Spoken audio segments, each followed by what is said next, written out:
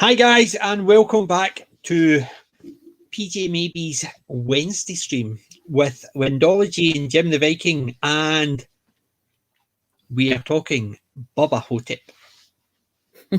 What was your initial thought for Bubba? So having seen it before, but for a long time ago, it was like being reunited with a good old classic.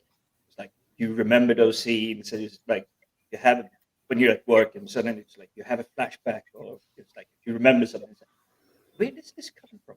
And it was Bubba Ho-Tep. Now that I rewatched it again, and it's like, yes, yeah. I am a massive Bruce Campbell fan, and I felt great shame that I had not seen Bubba Ho-Tep yet. But this was a first viewing for me. I have some views, but overall, we got there in the end, shall we say? Yes. I'm a big Bruce Campbell fan as well, and I must admit, the first time I saw this, Elvis I became more of a fan of Elvis afterwards. Which is high praise for Bruce Campbell. Yes. The one question I ask anybody who's seen it is, was it crazy or was it Elvis? As far as conspiracy theories go, I would definitely think this is one I would go for. It's like, it has all the plausibilities, fading fame or getting tired of all the fame, getting replaced by an impersonator, and then just like slinking away. Yeah, it's just so good because you can believe his story, that how he decided to walk away from it. However, he's in a home where you've got a black JFK and you've got the Lone Ranger. So people who believe there's somebody else. So is he just another one, or is he the real Elvis Presley? And it's one of those open questions. You're just sitting there thinking, ooh, very it's good. Just wacky enough that maybe you never know. Yeah. You never know. It is good. There is some parts I didn't see the point in them because I didn't find them too funny. With Elvis's pecker problem. Yeah, that I think the term belaboring the point.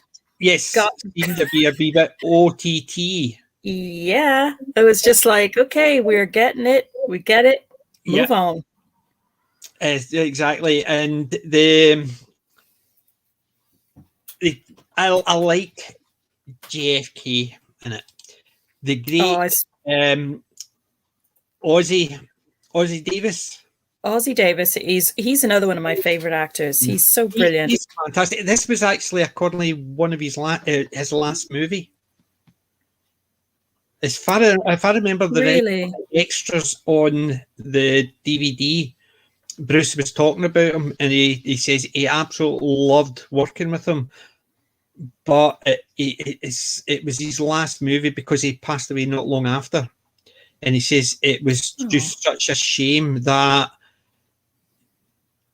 he got the recognition he deserved later in his life because he'd done so much as he was younger, but he was never recognised. It's only when he became older and he started playing older characters he got the recognition. Yeah. And it basically, I must admit, it definitely looked between them that they were having a lot of fun. Oh yes, they did. Looked, even the nurse, Ella Jefferson, I've seen her in a few other things. She just looked as if she was having fun with playing against Bruce Campbell's Elvis.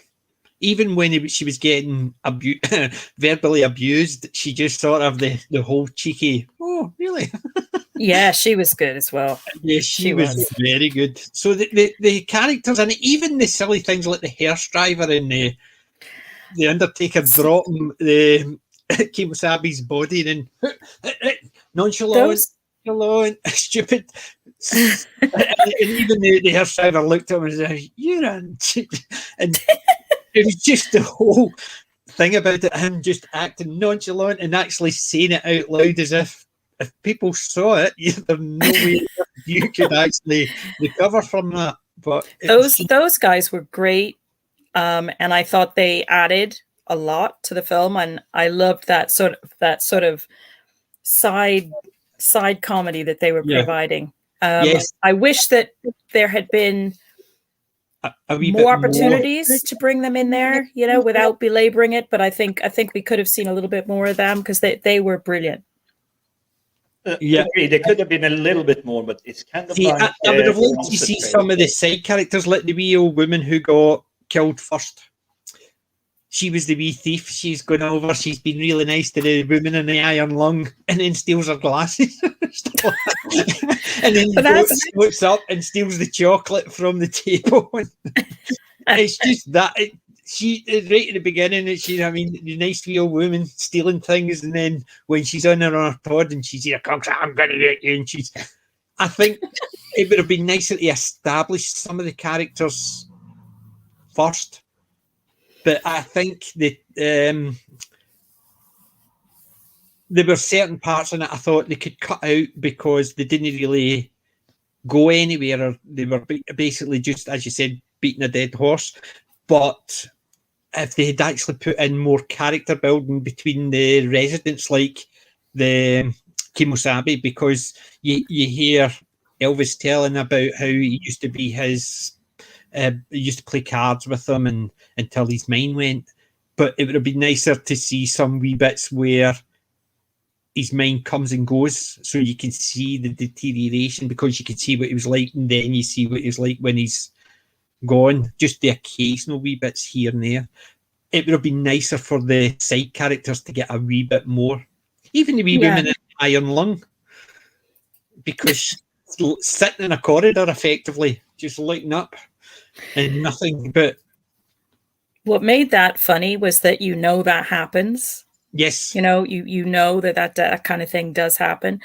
And I don't know what you think of this as well, Jim, but what I thought was cool was they had this very poignant moment where the daughter of the guy in the bed next to him passes. Yes. He passes away, and his daughter comes, and she's like chucking his stuff right in the bin, and she chucks away his Purple Heart, I think, and all the pictures. And it was so poignant how he asked for the stuff, and then he kind of like gives like a little bit of a talk about it, and I thought that was a great moment, because it switched from comedy to something very different, something very poignant.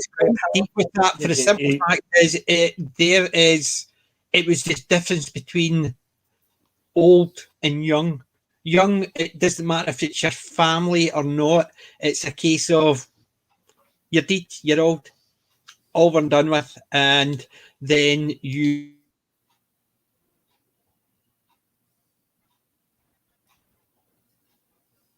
I think PJ froze out there, but no, you're right, Wendy. It's kind of switching quite early on from, it's a little bit of comedy, a little bit of horror, but that is kind of like the serious moment, because the overall theme is the aging, the old versus the young. And the young doesn't seem to care too much about it.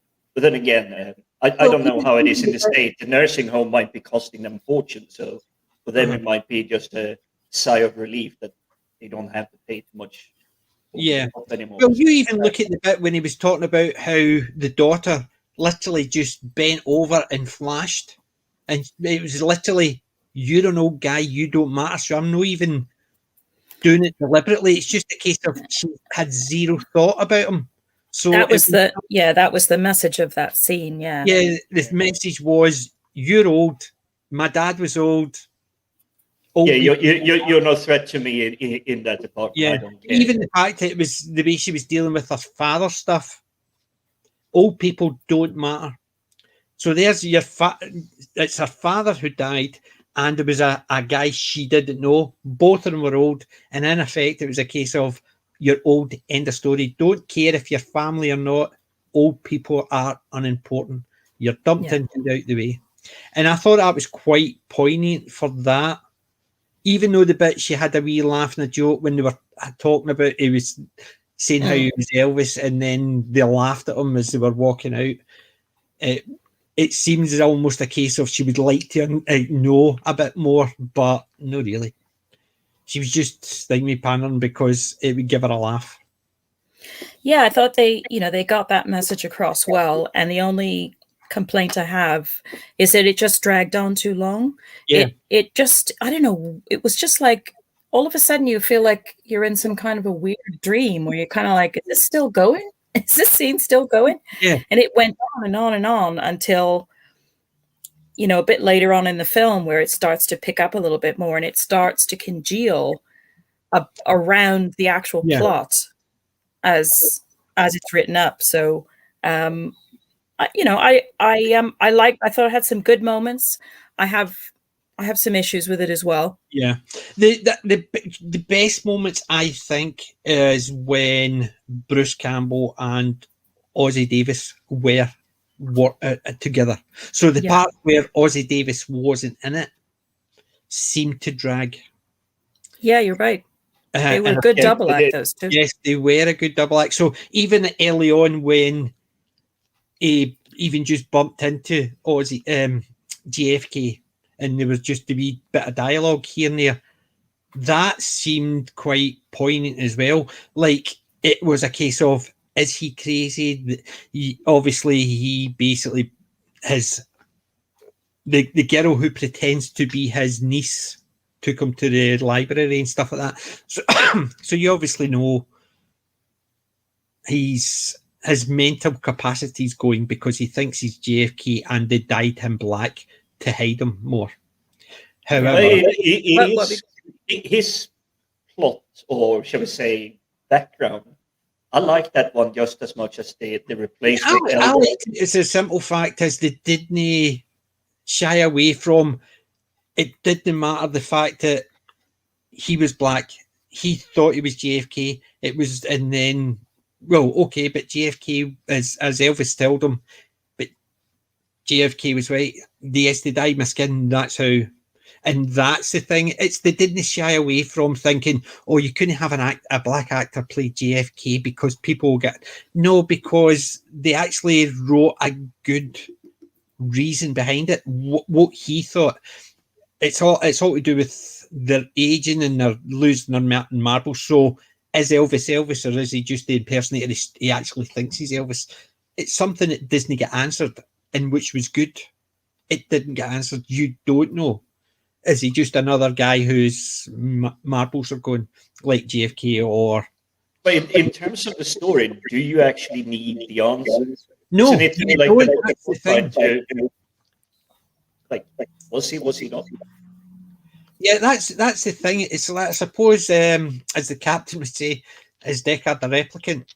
In effect, the answer doesn't matter. You will believe what you want to believe. Was it Elvis? Wasn't it Elvis?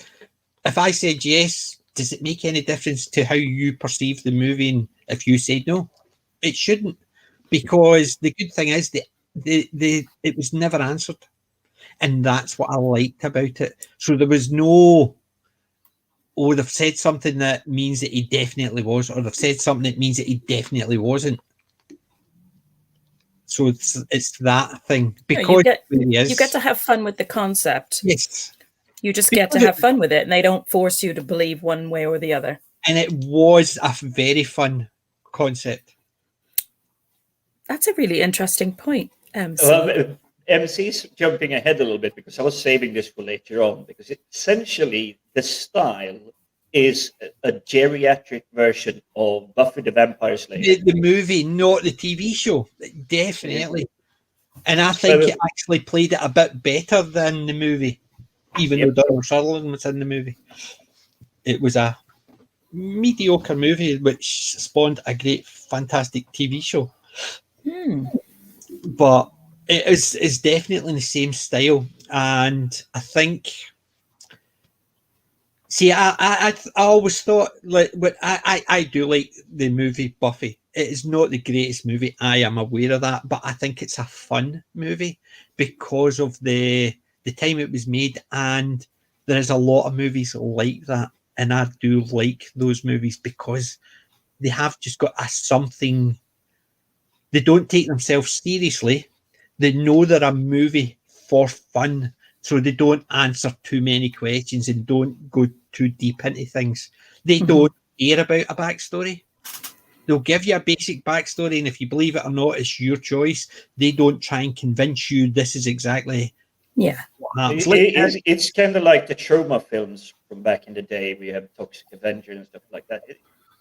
Not too much of the like background story or whatnot. This is like you join as the story starts, more or less. Yes. You get to tag along.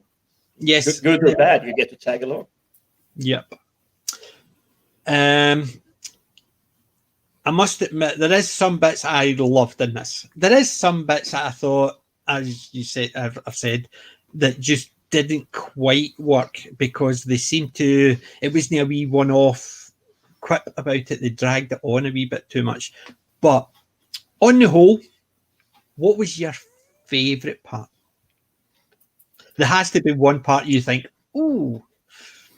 So there's a lot of the dialogue that bounces back and forth where suddenly it's like, whoa, didn't expect it to go from like a normal nice dialogue and suddenly it's like R-rated or like really bad word.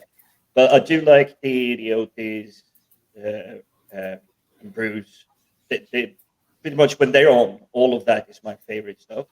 There were a few things outside of that I liked. So like the beetle puppet thing. So really, really nice. The scarab. Yeah, the scarab, but that's some really nice, shall we say, puppeteering, visual effects going on around there for being that time. It still looks fairly good today. Yeah. Especially if you compare it to unfortunate films like Black Panther and the fight scene in that, which was just like, really? Is that the best Marvel can do with their visual effects department? Yes, CGI is... Sometimes they just put it in and then they forget that it has to slow down. You look at Lord of the Rings when they're going through the Dwarven mine and they're running along those walkways, and the speed is just slightly too fast, where it just looks so bad that. But I feel that scene was just something that Peter Jackson tried to squeeze in on that one, just to give the sense of scale of how big Moria really was. Yes, but it just seemed a wee bit too fast with the running. It just took me out of it with that part. So the scale of it was one thing, but the silliness of how fast they were running, it reminded me of the Jack Black King Kong movie with the dinosaurs running down the valley with all the people running through with the running through the legs of all the dinosaurs. It takes you right out of it because it's just so cringily badly done, the CGI, that it just, you're sitting there thinking, no. I do have one more part I like about it. We're going to let Wendy go. Oh, cheers, Jim. I liked the part probably from where the mummy really first starts to show up properly. But I do, like you said, Jim, I love some of the when it drops into the really sort of intense dialogue, this, some of the sort of really raw dialogue. I think that really works for it. And it's a shame. I mean, you could overdo that very easily, but I think because the first half was so slow in getting going and over sort of belabored areas where it could have moved on and could have packed other things in. Yes. My favorite parts were probably the last 15 minutes of it.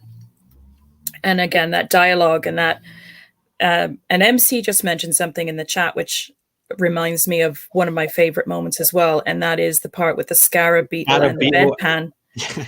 That was so when funny. He takes it off the wall and there's no scarab beetle and he's going, and the Scarab Beetle still is inside. Yeah, and it's so Warner Brothers cartoon as well. It's great, and it does make you think of the Evil Dead. It's that great sort of comedic horror moment. Yes, it is. It's got the typical Bruce Campbell style of that of the horror genre, like the Army of Darkness. This is my boomstick and that type of thing, and it's just the way he goes around things. And yes, the Evil Dead, just the hamminess of it. Yeah, it is fun because obviously the Scarab Beetle, you're sitting there thinking. And then it's just it's a great gag where the head comes out and goes. Yeah, I mean, it is just fun. I must admit. Sorry. I was just going to say it was one of the funniest moments of the film was that sort of fight that he has with the Scarab Beetle in the bedpan. Yeah, one of my favourite bits was when he was telling his story when Bruce was in the Elvis outfits. And you know those Elvis outfits, they have to rent them from the company. They can't buy them. They have to rent them, and they're not allowed to wash them. Which, as they were saying, that they literally, or Bruce Campbell literally could have been wearing one of the outfits that Elvis wore, because even Elvis had to actually rent them. It's interesting. They still do it to this day. They rent them because the company, you get them, they get returned and they don't get washed because they can't wash them because of the type of material.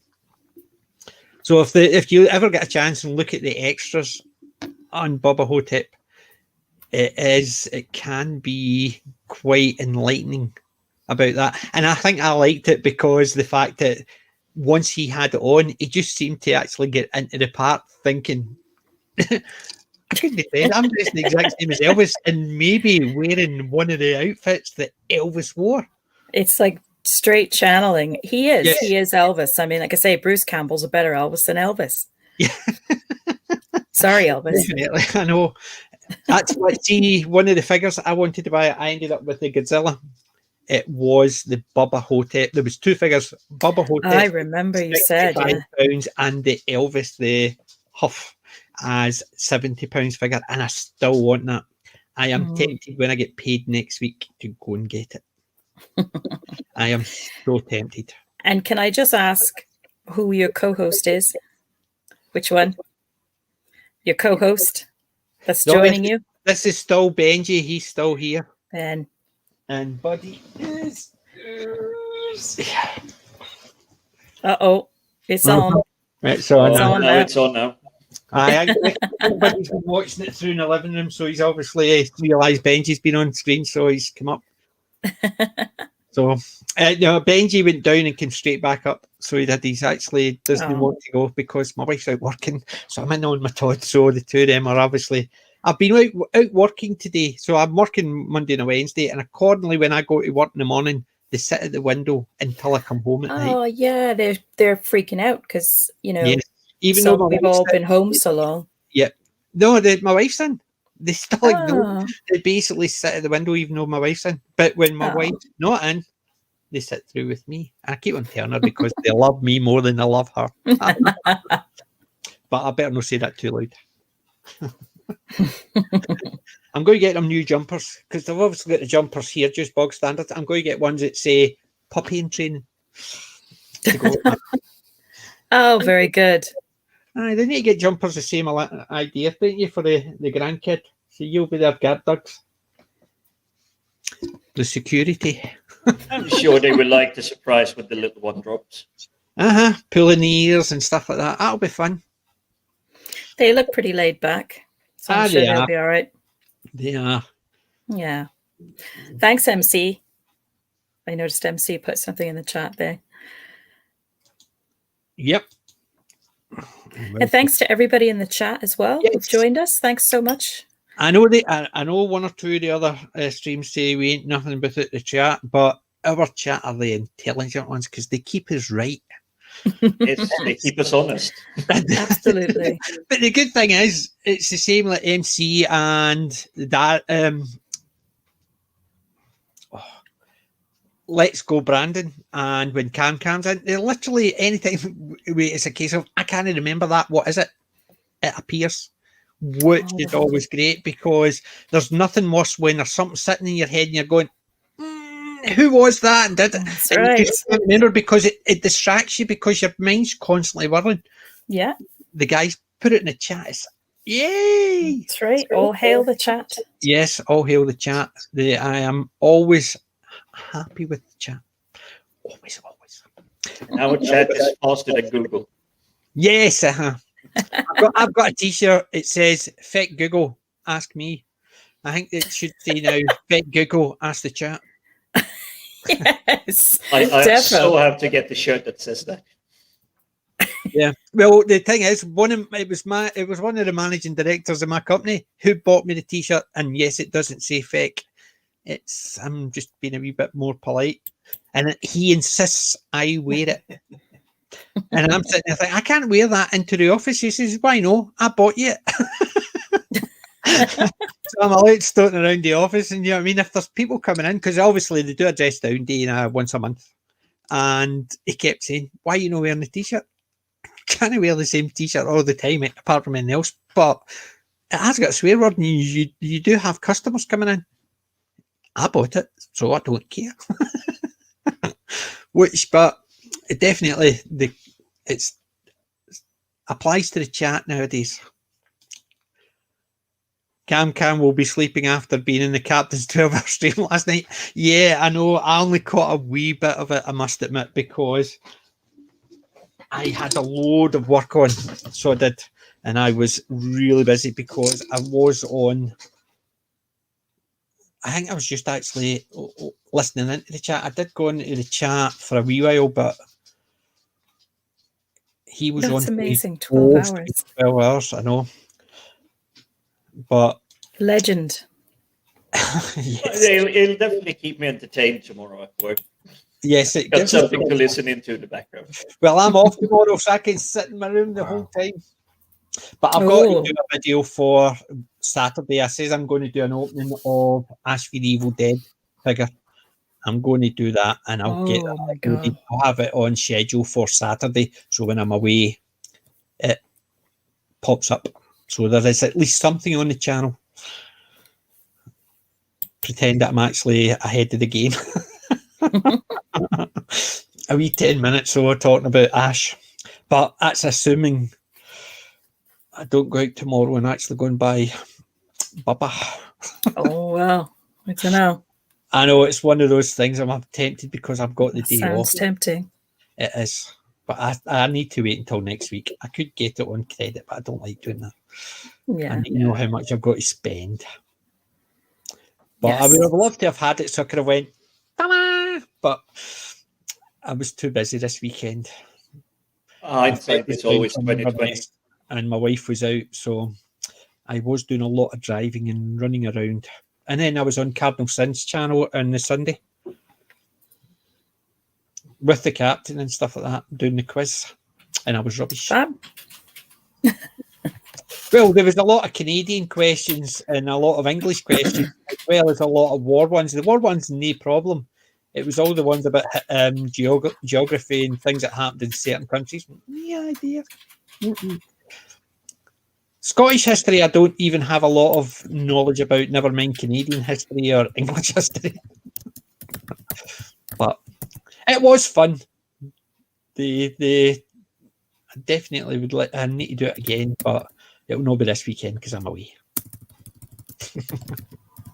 Taking a good, nice break. Yeah. Another side of Bubba Ho-Tep that, because it got back to my mind, or to like refresh to see it, was that music and set pieces were really, really nicely made. Fantastic use of cars and outdoor scenes and everything. And even the indoor scenes with the walking across the hallways constantly. even that was kind of like it felt like it was placed exactly at the time it was taking place. So it was a lot of thought put into it. But I did like the music, and spoiler alert for those that haven't seen it, it was definitely not that what you would expect. A lot of Elvis music in the background. That's true. That's one thing I must admit. I was expecting a bit more of, but it sort of surprised me when I was watching it. The very first time I was watching it, I was sitting there thinking, you would think there would be a lot more because he is Elvis. Why it's not a lot of Elvis music?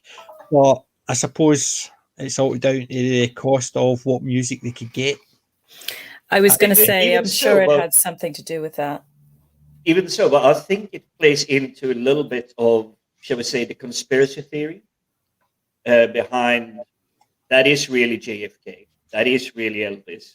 That is the Lone Ranger. Because none of their, shall we say, ostentatious stuff that would show like, oh, hey, this is where that person really lives. It feels like it's been stripped away, so it's just the individual that is left. Yeah. And even wee silly bits like, for instance, Jackie Onassis, the picture of Jackie in the room, that type of thing. So just wee bits here and there.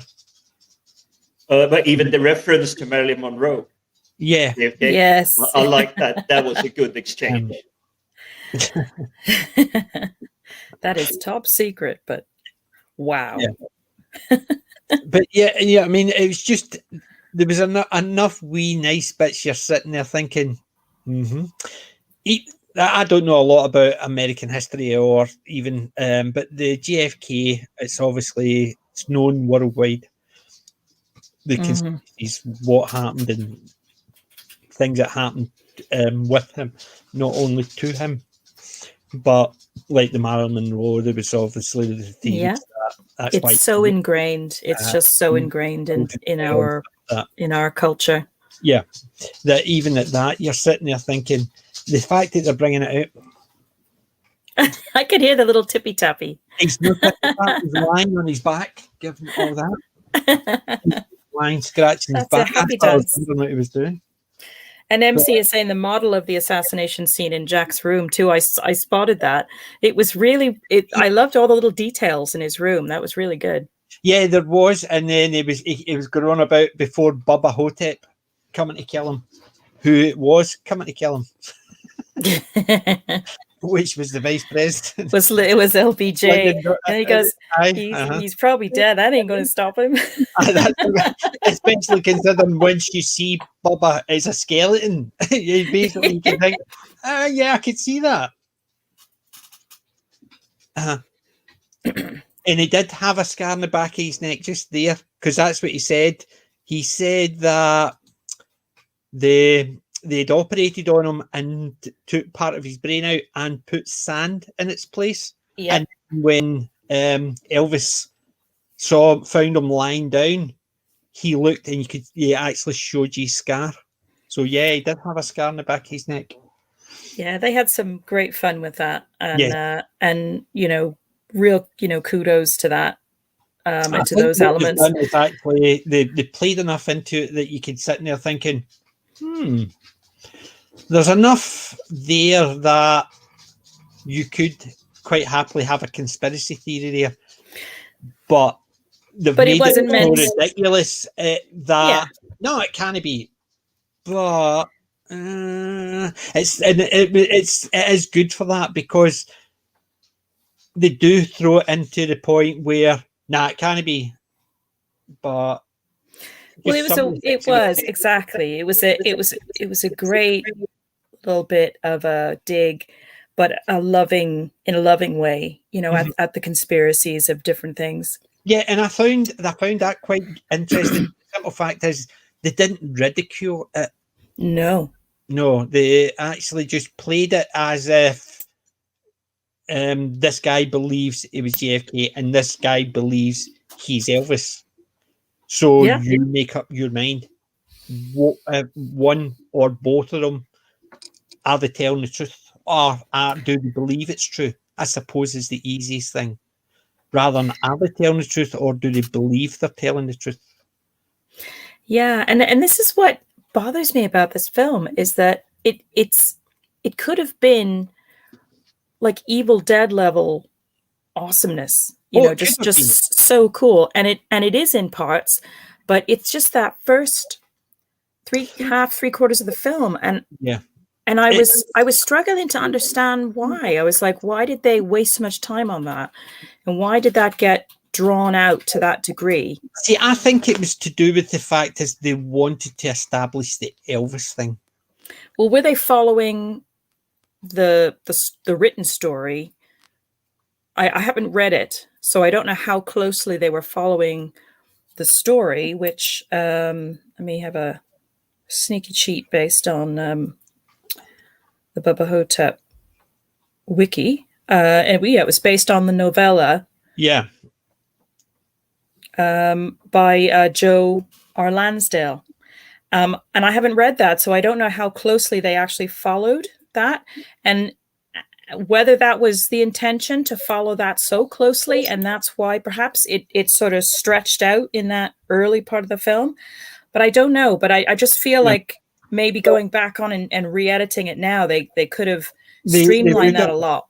They've actually, there was one significant character, according to IMDb, that didn't make the transition from the page to the film. And it was an old lady who believes herself to be a sex change John Dillinger. See, I think rather than some of the parts in that, like the bits that just seem to play out a wee bit too much, I think that would have been fun. Well, they could have had so many more interesting, fun characters that had all sort of different types of dynamics, all sort of trapped in that rest home. And it was almost like the hidden treasure there. You had what, you had Elvis, you had, JFK, you had all these so-called, very well-known figures. Yeah. They could have added more, and we could have had more of that within the home itself, and more comedy there, and more frights. Because the other thing I noticed is that the appearance of the scarabs when the old lady steals the tin of chocolates, I was expecting like mummy action then, because I was like, okay, we got scarabs, the mummy's coming, and it was like nothing. And all you saw was the fact that I go. And then you see him waiting up there at the door, help me, and dragged. And you're sitting there thinking, it wasn't enough. It was like it needed more. Yeah, it's almost like they wanted to leave that so they could film all the bits at the one time. Yeah. Which I guess technically, also, it had to be done a certain way. Yeah, and why Bubba Ho-Tep? Where did he get the cowboy boots, the cowboy hat, the cowboy outfit? That I would have preferred to have rather than a bit of the backstory for Elvis. I would have rather him just basically sort of tell a part of the story and not do that. I would have liked to know why Hotep was half Egyptian mummy and half Billy Bob Thornton. Yeah. Just Bubba Ho-Tep, just the fact that they says he's a mummy with a cowboy hat and boots is sort of Bubba Ho-Tep. And you're sitting there thinking, but why? Yeah, well, sorry, Jim, go ahead. No, I was just going to say it is like, why is it Bubba, really? Yeah. And I do like it. The opening sequence is explaining Bubba is this, Ho-Tep is this. Yeah. But yeah. But the fact is, I know why it was called Bubba. Obviously, because he's the cowboy hat, the cowboy boots, and the cowboy hat. It's basically they're meant to be hick, or they call them either hicks, or they do have a few other names, but things like white trash and Bubbas for that reason. That's why it was called Bubba Ho-Tep, because he was meant to be a bit of a hillbilly Egyptian. Kind of a redneck. Yeah. So that's why he was called Bubba Ho-Tep. But I would still like to know where the crossover was. It was a little bit confused, yeah. Yes. I think there must have been a bit that got taken out when they were talking about the crash into the river, because it was two brothers. And I'm wondering if the two brothers died and it was their blood that brought Hotep back. That's a good point, PJ. It could be that something was cut from it. So, because obviously you've got the bits where Elvis has got him his past life flashing in his thing about how he basically got killed and he got mummified alive, and he was still alive when his brain was getting taken out. So obviously he's killed and he was cursed. You heard that, so you saw the flashbacks. Even though that part is a little bit more Evil Dead, it's still kind of well made for what it is. It's more almost like The Mummy in terms of what they show. A wee bit flashbacks, yes, but they also doing the flashback where you see the bus driving along. I'm wondering if they actually had a bit where they had the bus crash and something happened to the two guys who nicked it. Maybe they were hillbillies, and somehow Hotep absorbed them, and hence the reason why it's not actually the original. Maybe it's the spirit from Hotep has gone in one of them, hence the reason why you got Bubba Ho-Tep. That's what I thought. I suppose it's I know the captain hates me saying it, but my headcanon. It's just how I justified it, I suppose, to myself. How could they become Bubba Ho-Tep? But it's not completely invalid train of thought. It's actually following a very good path. But I think there might be stuff that we're missing from the novella because I haven't read that one either.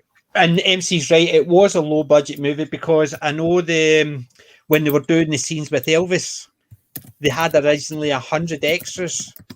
However, by the time they actually got round to filming the scenes with Elvis, most of the extras had buggered off because they weren't really getting paid to do it, and there was only about a dozen. Hence the reason the camera angles had to be very tight, rather than actually panning out and you see all the people.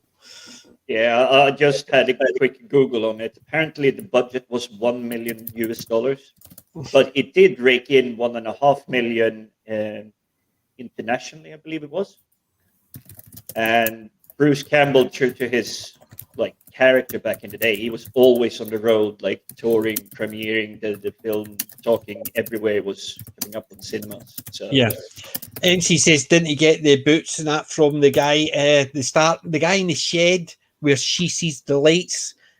I thought it was just a case of the guy in the shed got killed, but it's because we never saw the guy in the shed first, so we don't know what he was wearing. What type of character. See, if they'd even shown him early on with the cowboy hat and the boots on, and then Bubba comes out, it would have been. But because you don't see him beforehand, I suppose it's just as easy to say that's where they got the boots. But why would they put the boots and the hat on? It's the same. I do feel like I remember that. There's something in the beginning of the film around them where he gets the cowboy boots, but I can't remember vividly. Remember, she's having the cigarette and there's the flashing lights in the shed. Oh, yeah. She goes to go over it and the doctor taps her. You've got to give that woman her enema. And she says, you need to get that light. He says, they're all the same. And then as they go away, you see there's somebody watching her. And then when the door opens, you just see the boots walk out with the dead body behind. Yeah. But did he get the boots there? And if he did, why did they put them on? Why did the mummy put boots on and a hat? You never saw the mummy beforehand without them, but you didn't see the gardener earlier on. So, yes, it is. It's quite easily to say, yep, that's where he got the boots. But it's the same idea. Why did he wear them? MC says he just wanted to be cool. That is a valid point. He definitely looks like cowboy boots. Yes. Well, it's a bit like he was a bit of a rock and roll mummy.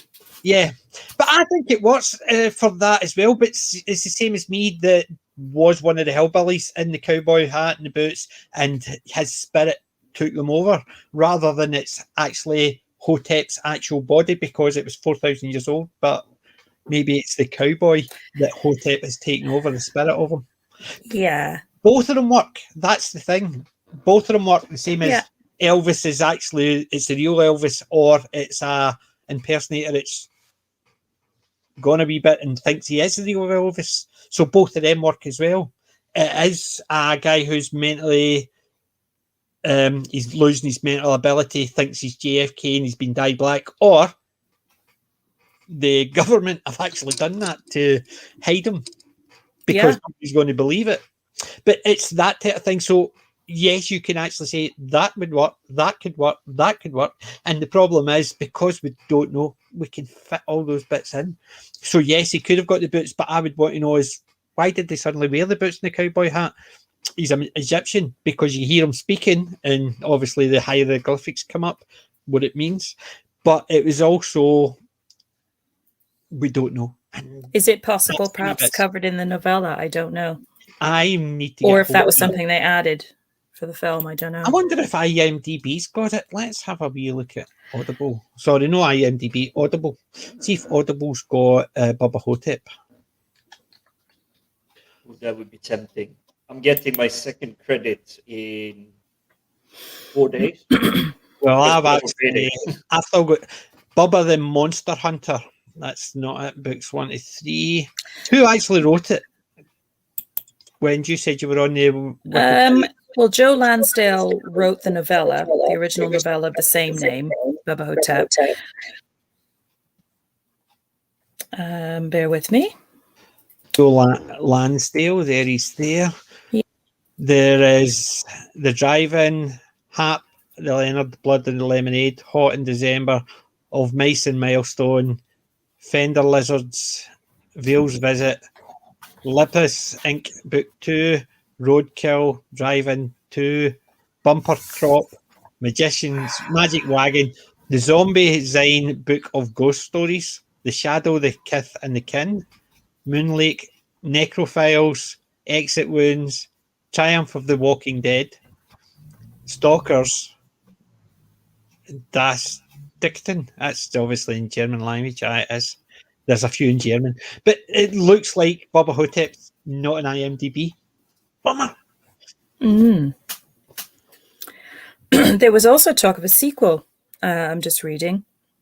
Oh, the producer, director Coscarelli never intended to create a sequel to Bubba Ho-Tep, as the credits announcement of a second film entitled Bubba Nosferatu, Curse of the She-Vampires was meant to be seen as a joke. I would have loved to see that one. Oh my God, yeah. And then it said he eventually changed his mind after seeing a positive reception for the first film, and after several people inquired about when the sequel would be released. Yeah. The sequel was supposed to center around the production of a lost Elvis movie from the 1950s and 60s, and would bring in actor Paul Giamatti as Colonel Tom Parker. And Paul Giamatti is a brilliant actor as well. That would have been brilliant. But interestingly, it looks like Bruce Campbell and Coscarelli parted ways in such a way that they didn't want to damage their friendship. So whatever happened creatively couldn't be reconciled. So Bruce Campbell sort of stepped away from it. And then it was the project kind of died. And then later that same year, the actor Paul Giamatti asserted that the film was still alive and that Ron Perlman was interested in taking over the role of Elvis. Oh, God, but no. Yeah, it's got to be Bruce Campbell or nothing. Due to the amount of time that had passed since the release of Bubba Ho-Tep, Coscarelli and Giamatti had trouble raising funding for the film, and the movie went back into development hell. Yeah. And then, yeah. Then they did a script in 2013. Giamatti confirmed that a script has been written and that it's really great, and that he hoped that they would be able to eventually make the film. Then they had another follow-up. Lansdale developed ideas discussed for the follow-up movie into a novella, Bubba and the Cosmic Bloodsuckers, published in 2017. I just love it. And the titles are absolutely superb because Oh, you they're actually go, oh, with that title, I would read that. Yeah, definitely. I Now, did the here we- snoop around. Sorry. No, Right. sorry, Jim.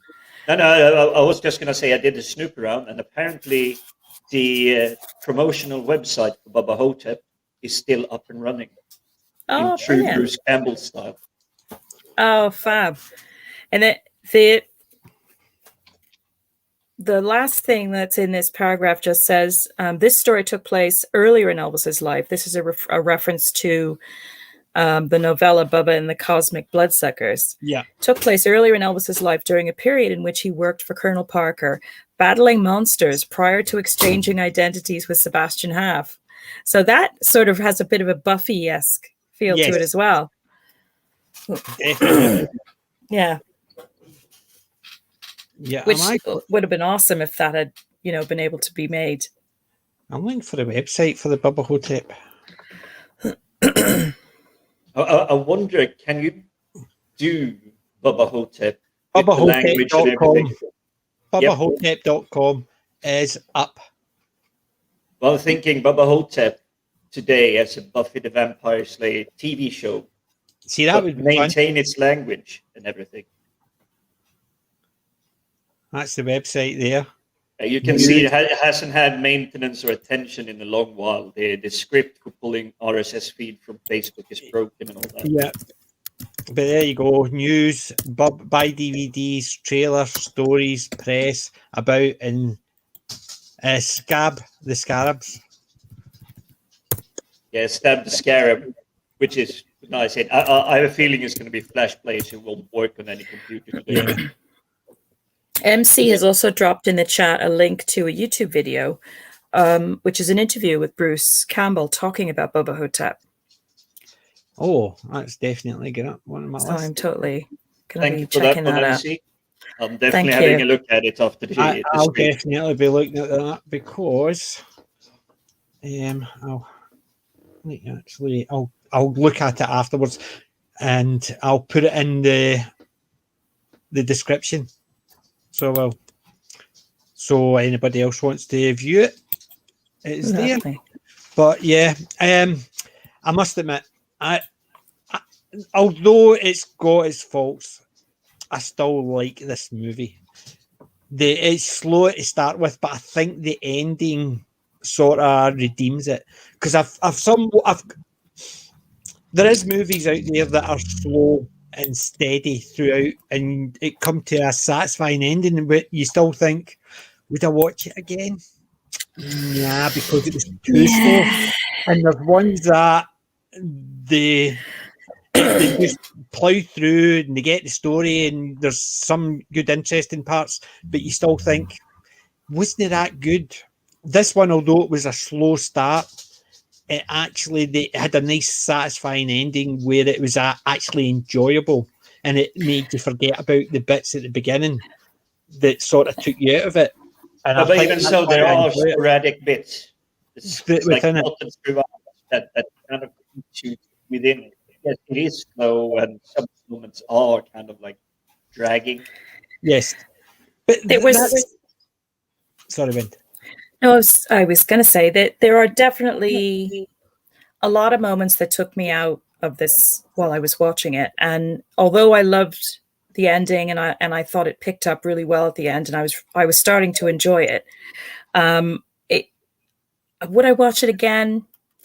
I think only for Bruce Campbell and Ozzie Davis, and I'd have to be in maybe with a group of people who were just watching it for fun, a bit like the Rocky Horror Picture Show type thing, where you're just watching it with a bunch of mates and hanging out and having a laugh, but it's again, I could see so much promise with it that I find it a little frustrating. It's the type I enjoy where I suppose, as you said, sitting with this, thank you very much, Elvis quote, hey, thank you very much. I mean, a drink game, it's basically any time something like, for instance,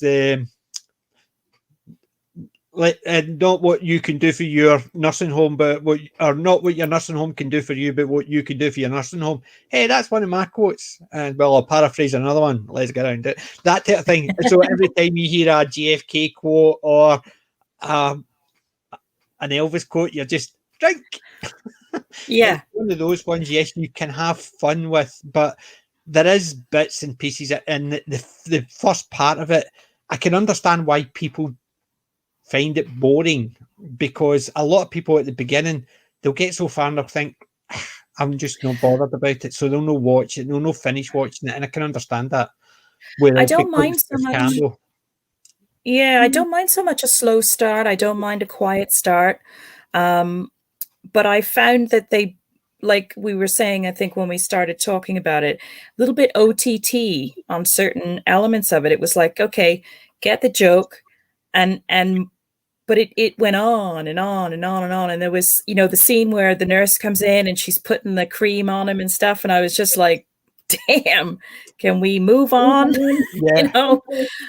Yeah, that was definitely a little bit OTT. It was a bit surreal, and well, it was funny for a couple of minutes, and then it like certain scenes about how he explained that, and all that was to say was he felt alive when he was thinking about the hunting the zombie. Yes, and yeah, that was what that whole scene was to say, because they could have cut they could have cut so much out of that and just got to the punchline. Yes, be that as it may. Yeah, I know, but it's big Bruce Campbell fan, so I do like everything he's in.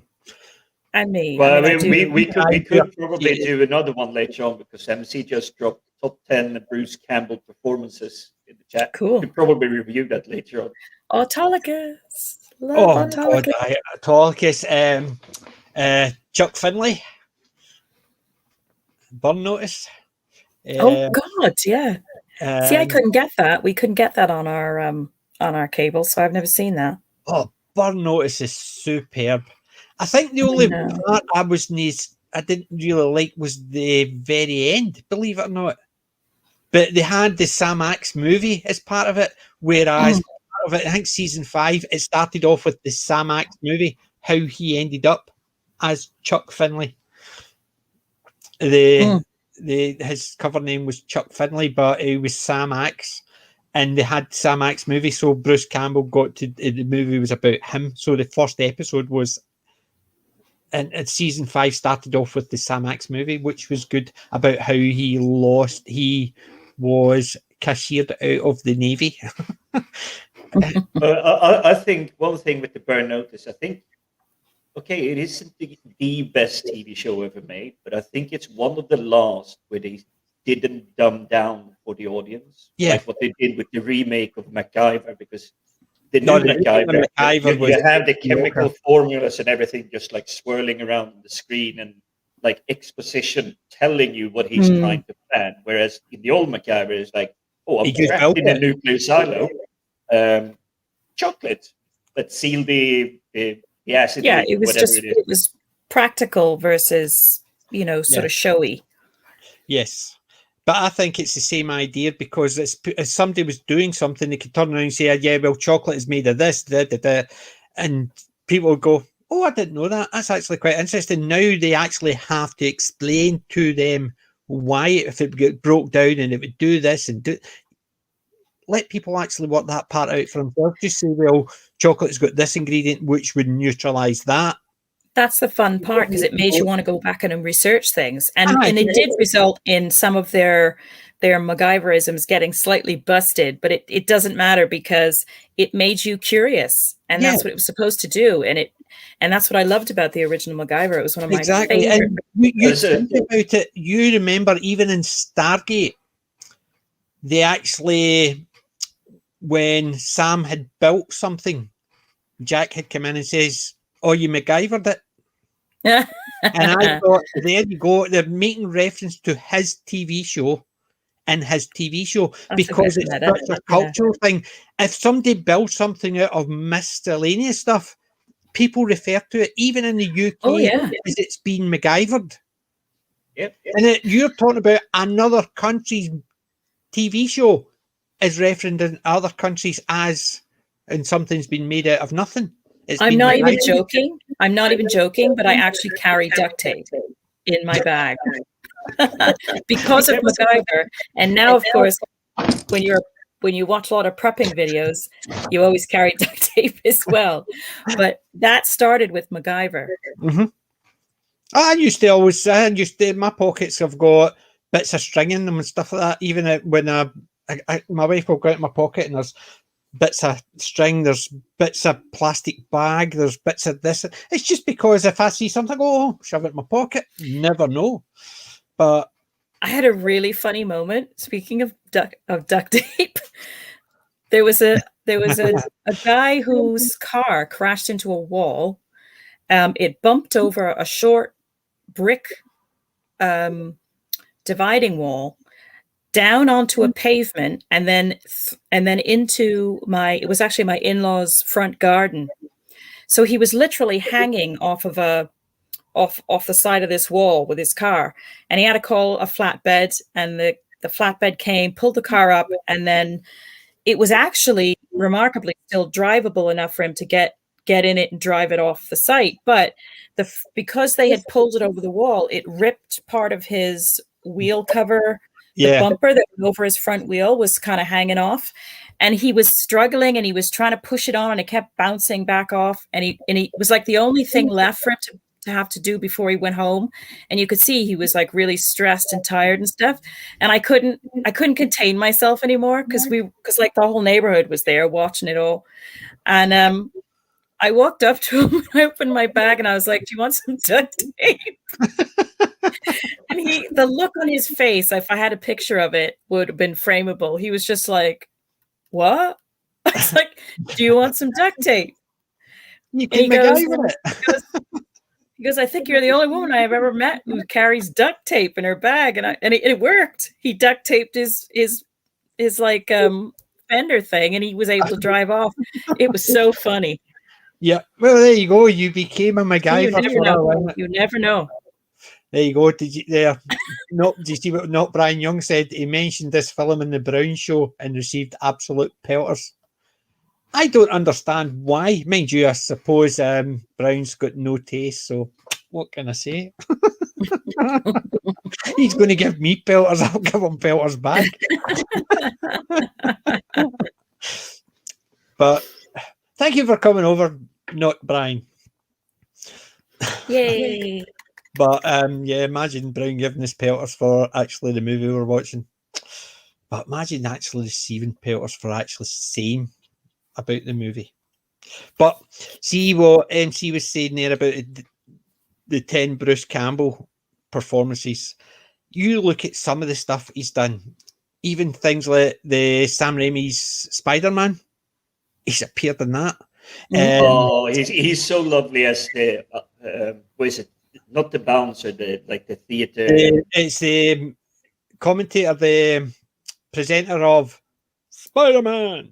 Yes, so that's the first one. And the second one, he's the bouncer for the theater. He was in both. He did both. He did a reporter, and he was a bouncer because somebody had pointed it out to him, and they says you can't have him in two different scenes, and he says, that's his day job." And he says, "Fine, that works." But you also remember he was in Sky. Was it Sky High? I think it was one that you mentioned, but thanks, MC. It's Concierge. Concierge, actually, he was a concierge, but he was also in Sky High. That was the one about the superhero kids, and he played a bouncer who was basically a superhero that was training. And he was the one sidekick. Yeah, I mean, I think it wasn't the bouncer, it was Boomer, because he shouted and it was dead loud. So that was his superpower. But he played in that as well. It was just, I like Bruce Campbell, a lot of the stuff. Sky High, that's what it was. Yeah. It was definitely, I've got that as well, and I love it. It's just because you've got Linda Carter playing a Wonder Woman type character. But she's obviously not Wonder Woman because obviously they don't have the rights, but she's playing a Wonder Woman type character. And you've got the guy who played He played Fenton, but he played the Dean. Was it the guy who played the Dean in Community? I think was in it as well. He played the sidekick to the evil woman. He was a sports teacher, but it basically, because it was a superhero one, it was basically he was the one that actually dictated the sidekicks and stuff like that. And Kurt Russell played the superhero. He was strong and he could fly. So yeah, it was Amanda Carter. She was in it. She was fantastic. That's a movie I would like to review because it is just fun. You can't actually say too much about it except it's just played for fun. Because those are the best kind of enjoyable films that you can tell that the people on screen are having fun, and this is mainly a big draw where I like Jackie Chan so much back in the days. Is you got to see all the behind the scenes where they screw up and everything, and suddenly all the fighters and the enemies and everybody's like the heroes, the villains, everybody's just hugging. Are you okay? It's like they're best mates as soon as the camera stops running. Yeah, but stop recording. Technically, it's still running, obviously, but it's so nice to see them having fun making a film. Yeah, that is for me the biggest. It's the other one I liked as well was the Tim Allen one. Zoom was about superheroes and kids being brought in to create a super team because of something's going to happen, and that was an okay movie. It wasn't as good and as much fun as Sky High, but I quite liked it as well. Tim Allen was the superhero who had stepped aside, as it were. But Disney movies, but Bruce Campbell was great in it. He's been in a few other bits and pieces. He was in that old cop movie. What was it? I was going to say RoboCop, but it wasn't. It was. Hold on. Oh, what was it? Maniac Cop. Maniac Cop. Yeah, I mean, that was one of his early ones. I've still got to try and get that one. I've seen it once. One of my friends had it, but I need to get it. So I do. You know, we've talked about Briscoe County Jr. Speaking of his TV roles now, we've talked about Briscoe County Jr., which I absolutely loved. That is one of my favourite Bruce Campbells of all time. I love it. And also Jack of all trades, actually. And I love the opening for that. I loved the opening. The song tells you the whole story because it's so well done. I tried to actually, when one of my channels, I was recording stuff, and every time I put it up, they wouldn't even let me play the Jack of all trades tune because I was trying to review it. I ended up just scrapping the whole Jack of all trades review because the song was just so good. That basically summed up the whole series. Just try to get that in. And that was pretty much the good back in the day. Again, they did a mix between Hercules, Xena, Jack of all trades, those kind of things. I do like when they can build these separate universes and tie them in, just like they did with MacGyver. And he also directed a couple of Xena and Hercules episodes, so he did. But he was great in as a Autolycus. I loved him. Autolycus is my favourite. I started watching Hercules, but I stopped after the first season because I was thinking I want to do a review of this eventually, but I need to go back to it. And I watched some. Lucy Lawless played two different parts in it, so she did. She played beforehand. She played another character that was only in it for the episode, but they liked it so much they wanted her to come in and do another one. And then when she did the other one, they wanted to create a show because it was a good spin-off character. Oh yeah, I have the whole Xena box set that Darren got me a few years back, and I absolutely cherish it. I've seen every single Xena episode numerous times. I didn't see that many Hercules. I have seen some, not because I disliked it, but because it didn't grab me in quite the same way that Xena did. But I love Autolycus, and I know he's sort of in both at different times, but he comes back in Xena Yeah, a number of I times. love Autolycus and Jocular. Was it Jocular? Oh, Joxer. Joxer. Joxer the Mighty. Aye, the Raimi, one of the Raimis. He was just Ted. fun. Ted Raimi. Aye, he was fun, and he just seemed to actually, anytime he was on screen, he just seemed to have a stupid grin on his face, as if I'm loving this. He is still one of my absolute all-time favorite characters ever. Is Joxer. We still sometimes, you just get like an earworm, and it's usually Joxer's song. Joxer the Mighty. Yeah. And I'll start walking around singing it. It's been a while since I've actually seen the Xena stuff, but as I said, I dug them out. I was going to binge Hercules, then Xena, but I watched the first season. I thought, actually, I'm enjoying this. I actually was thinking about doing something that maybe with Hercules and Andromeda with Kevin Sorbo, and then doing Xena afterwards. For the simple fact you see, one is the Raimi brothers production around that. The other is Gene Roddenberry. But yeah, I do get a little bit of the Hercules on both sides of the Andromeda and Hercules. Like there's definitely a little bit of Kevin Sorbo overlap on them. Yeah, but it's just a case of, I think the shows, yes, they are of their time. I think they'll look a wee bit dated now. You look at some of the CGI on it, it just looks bad. But for their time, the stories were just actually really interesting. And Xena, I love the Xena stuff. I just thought it was absolutely fun. And it was down to the whole cast, that whole ensemble cast. And Lucy always had the build that you can see her. I could see her kicking the shit out of all those guys. It was believable, yeah. Because she did look as if she had the power, and that's the thing. She was tall and she was well built, so she did look as if she could handle herself. And you didn't think this. She wasn't overly clammed up. She wasn't like a little stick figure with perfect hair, perfect makeup. She was quite realistic. You look at Gabrielle. You knew she could handle knives and stuff like that, but she didn't do a punch to punch with any of the ones. She basically used her wits to get round them. Even at that. So you had someone who was quite smaller, but she knew her limits, but she still managed to get in there and help because she had the brains to actually understand she can't just go up and do what Xena does. Which I really like that dynamics of it. It's the same idea as not Autolycus.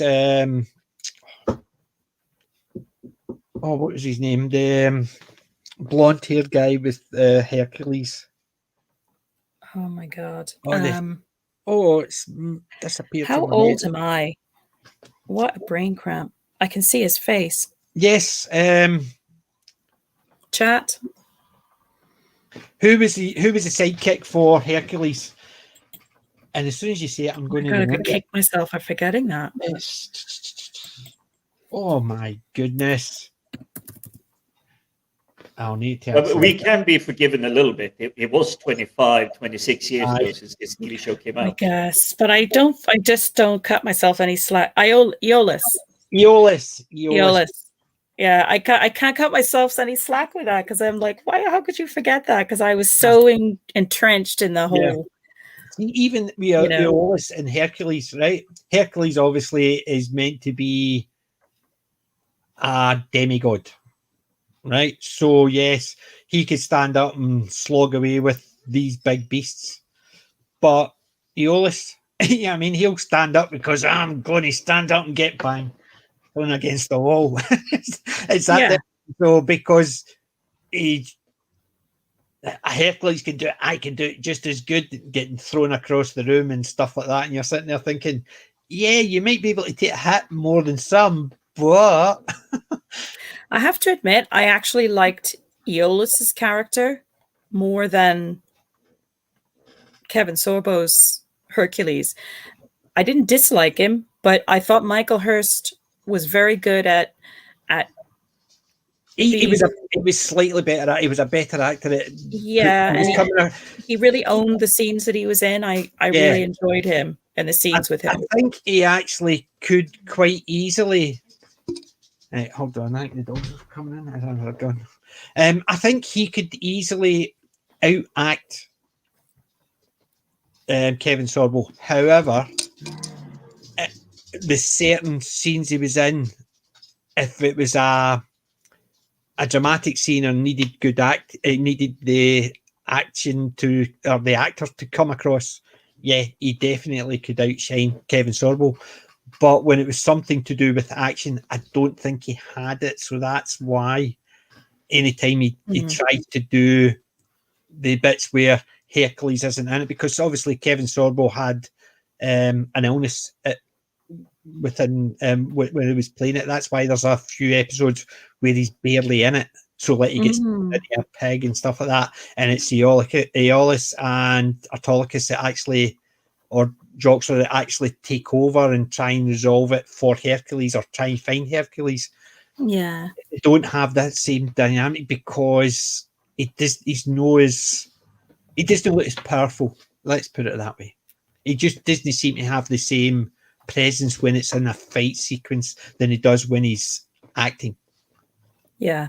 I think he could act very well, but he just didn't have the presence to make the fight sequences to be believable. And I think Kevin Sorbo had that presence for those type of things. Even if he made it look simple, he still had the presence to make it look right.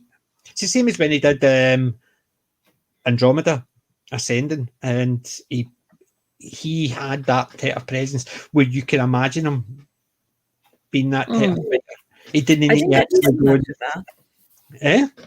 I didn't get to see much of that. Aye. The dynamics of the characters were really good at the beginning. No wonder it actually sort of fizzled at the end because some of the characters left and stuff like that, and it just didn't have the same about it. It's just there was some of the characters they tried to make grow and it didn't work, and I thought it could have been a lot better. I think if they did it now, it would be a hell of a lot better.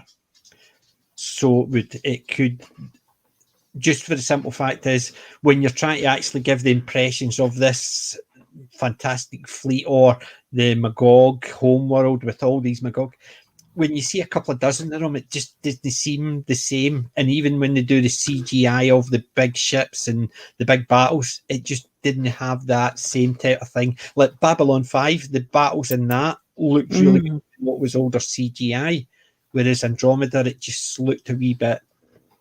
They were trying to move a little bit more to swarm graphic technology, but Andromeda, whereas if you compare it to Babylon 5, that was technically hand-drawn scene by scene to make it look good. But yeah, the fleet battles in Babylon 5 are still holding up surprisingly well. Yeah. And even though you can tell it's aged not very well, because as soon as they start trying to increase, that's why they reckon you're never going to get a 4K, because it will just look bad unless they redid all the CGI.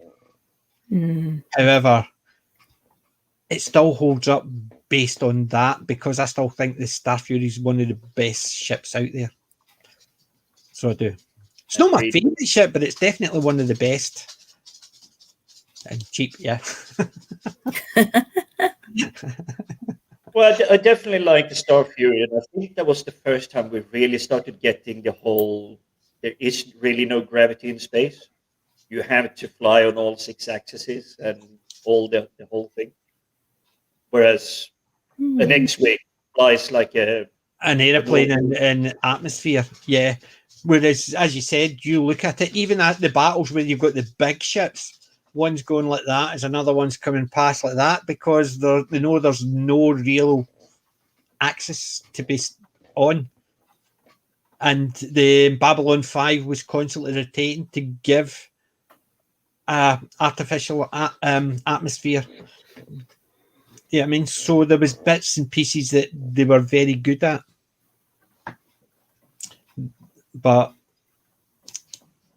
in one of the scariest Star Furies, was the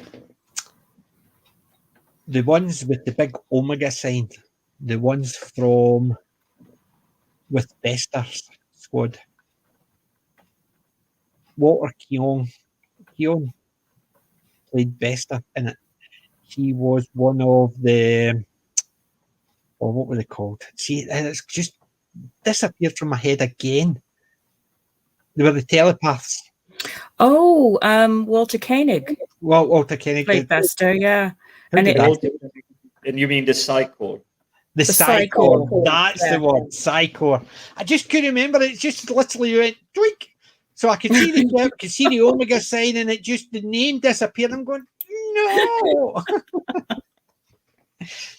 But it's basically those were the scariest Star Furies, and it was just the simple fact is that Omega sign, you knew who was flying it, and you're sitting there thinking, ooh, the Psycho are actually flying that, so you can just imagine how much more powerful they'll be just for the simple fact is what the Cyclops can do. Something as simple as I'll shoot over there because I know he's in that way. So hey, it's that thing. How scary. And I did like the black with the big Omega sign on it. It was just amazing. I do like that type of thing. It just goes to show all these different things. And that all started for Bruce Campbell trying to finger the stuff. But I do like my Bruce Campbell. I have got a lot of Bruce Campbell stuff. Yeah, I mean, I've got my Evil Dead. I've actually got a Bristol County Junior film cell there. I've got the Evil Dead 1, 2, and 3 film cells up there as well. So I have, and I'm definitely getting the Elvis from Bubba Ho-Tep. I like Bruce Campbell as well. Don't have that much of collection items yet. But yeah, if I'm channel surfing or like trying to select on Netflix for what to watch, if I see Bruce Campbell, it's usually okay. I'm done. That's going on. Yep. The one thing I'm disappointed about the Bruce Campbell is my Bristol County Junior DVDs have got no extras. It's just all the episodes. Oh, that's a shame. No extras at all, and I'm gutted with that. Even Jack of all trades got a couple of extras in it. Does it? So it has, I am so far behind in collecting stuff. Like I say, we've had to prioritize certain franchises that we really, wanted to get certain bits and pieces from, and there's just so much that I want to get. Well, I need to I have to shift my priorities so I can get all my stuff that I want before Christmas. Because after Christmas, I'll be saving up to buy all the stuff for the main. I'll come second at that point. So instead of buying all my stuff, somebody says they'll not be allowed to play in my room. I says, of course they would. They can play with any of my toys. The stuff I don't want them to play, I'll put in this shelf and above. Yeah. Then they can play in everything in the lower shelves. But no, my grandkid can come in and play with any of my toys. It's going to be your kids that's going to go, oh, Dad's collection. He spent so much on it. It's like, no, don't break it. Maybe you're just going to go, play. I've got my collection I don't like anybody touching, but I'll teach my grandkid to enjoy them. He'll be over here. I'll be sitting there watching Doctor Who or Babylon 5 or something, and he'll be sitting there grown up watching it any time he's over here. He'll be sitting in my man cave. I'll have the cot. So can you match what MC just said in the chat? Oh, awesome. What a frame. No, I don't. I just have the 3 small images and with the 6 cells with the Evil Dead, and it's 1, 2, and Army of Darkness. So I have, you can see it in my screen. It's the third thing is when you start when the video comes in, it starts with Ace with the Dalek, then it's Tom Baker, and above that is the Ash. So you can see that one there. I don't have a poster. I would love see my big white blind. I would like to get a poster on that. I've always wanted a Doctor Who one, but I would love a big Bruce Campbell something.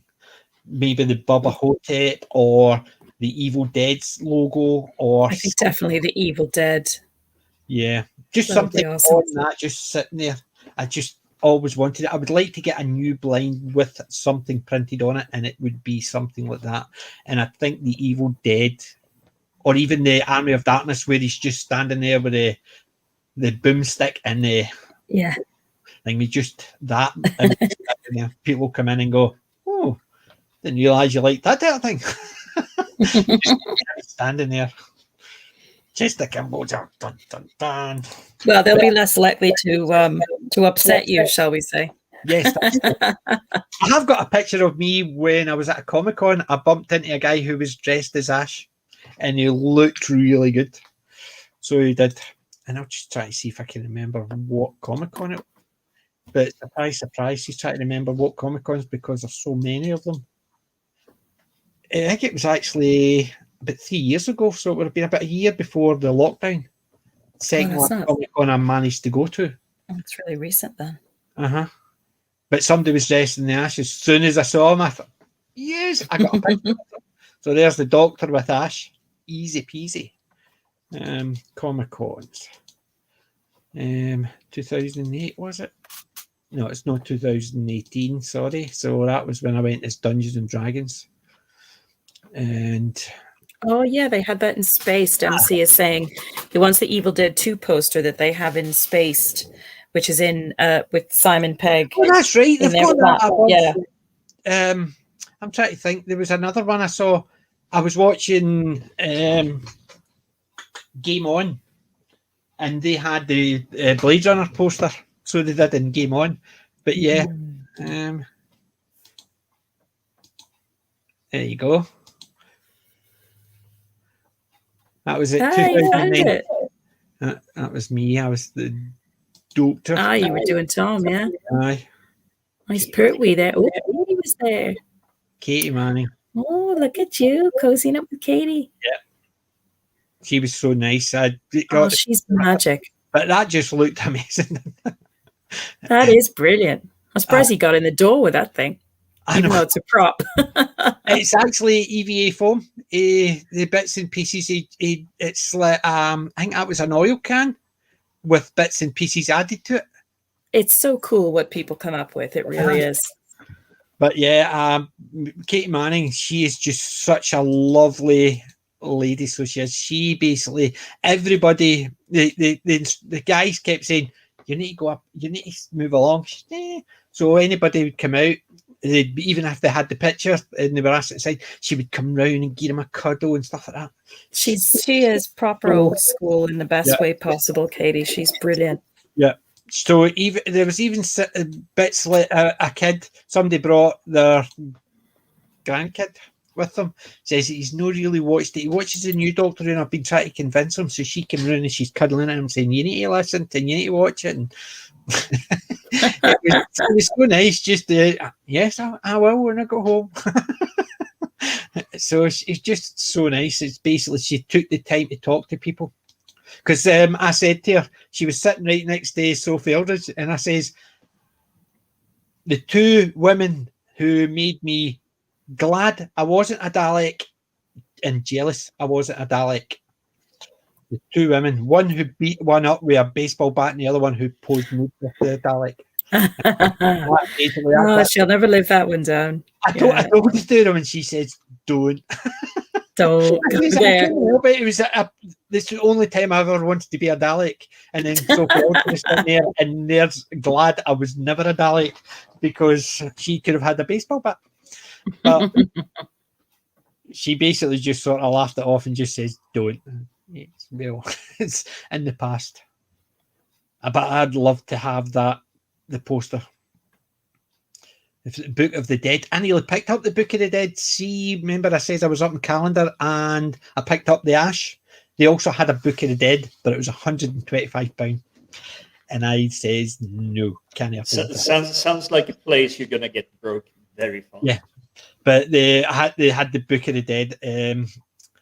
That was even, it wasn't even it wasn't a box for the DVD or anything like that. It was literally, the figure I got with the Ash or the Gazilla, it was a figure like that, the Book of the Dead, and it was a notebook. So it was. I would have loved to have that notebook. I'll have to stick with my old clampy notebooks like my TARDIS notebooks. Oh yeah. But I would love an Evil Dead, the Book of the Dead notebook. The Necronomicon. So it is. And he wants an Evil Dead 2 poster. Looks a bit from the chat, looks a bit pricey, but yeah, if it's rare, then poster on Amazon is around hard to 40. argue. Yeah. But unlikely to be an original. Bummer. Still pricey for a reprint, I know. Well, see, I know it sounds silly. I could actually get one dead easily. A good one. You've seen my man cave. You've seen when it goes round to that wall, and I've got my pictures, and I've got 2 magic cards. They're A3. I can get them printed in A2 for not much more expensive because the 2 of them together, they were only £12 for the both. So I could get one printed for £12. An A2 image. All I need to do is supply the image and they'll put it on a poster like that on a card so it can hang. So I might actually get a couple of Evil Dead ones. And the Evil Dead, a Bubba Ho-Tep, Briscoe, something like that. I need to find space. That's the only problem. I might actually get them because they're card and actually stick them to my roof. £12 each because I got the 2 for £12, and that's just and that was individual printed A3s. So if I can get an A2 with 1 picture for the same price, all I need to do is get a really good quality picture so they can blow it up. Yeah. So I'm tempted to do that and have them all over my ceiling. And because they're not paper, they'll not sag. All I need to do is actually have a wee screw them all in the 4 corners, and that's them sorted. Oh God, I know what I'm doing. I want for Christmas. I just need to get it. But that's a way to do it. You can find a printer who does A2 stuff. Why not get your own ones printed up? And that way, instead of buying reprints of them, you have a picture and make your own reprint. I like Mr. Brown's alliance in the chat. Listen, we ain't no battle in here, Mr. Brown. And I heard somebody was slagging people who were enjoying our movie. Not that I'm actually pointing any elbows, fucker. But yeah. Language, Timothy. I would definitely, yeah. Sorry. I was watching that about 3 weeks ago. Sorry. With Ronnie Corbett. That's where you get the language, Timothy. All 3 special edition movies on here. Again, not watched it. Oh, I need to check that. I didn't know that. I'm assuming that is the 3 Evil Dead ones. They've done that, so that'll be ideal.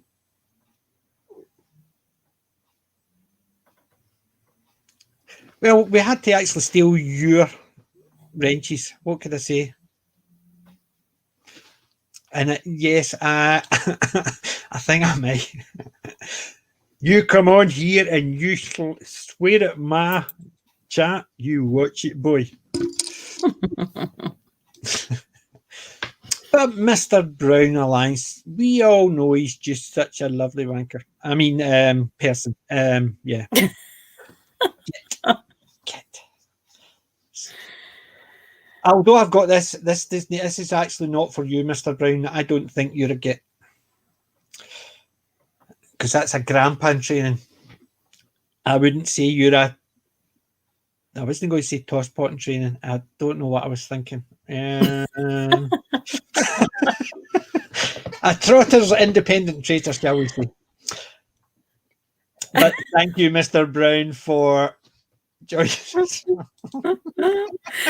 Top tosser. Hey! Well, when you got a stream all about Batwank, yeah, you have to be a top tosser. Old git. Yes. So, anywho, we're going to flap back round to the final part about Bubba Ho-Tep, and then we can finish off in about 15 minutes or so. Yeah.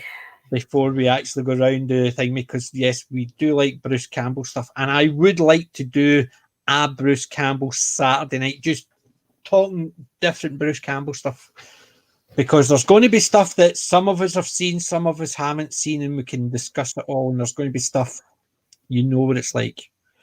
It's definitely going to be a lot of burn notice in that.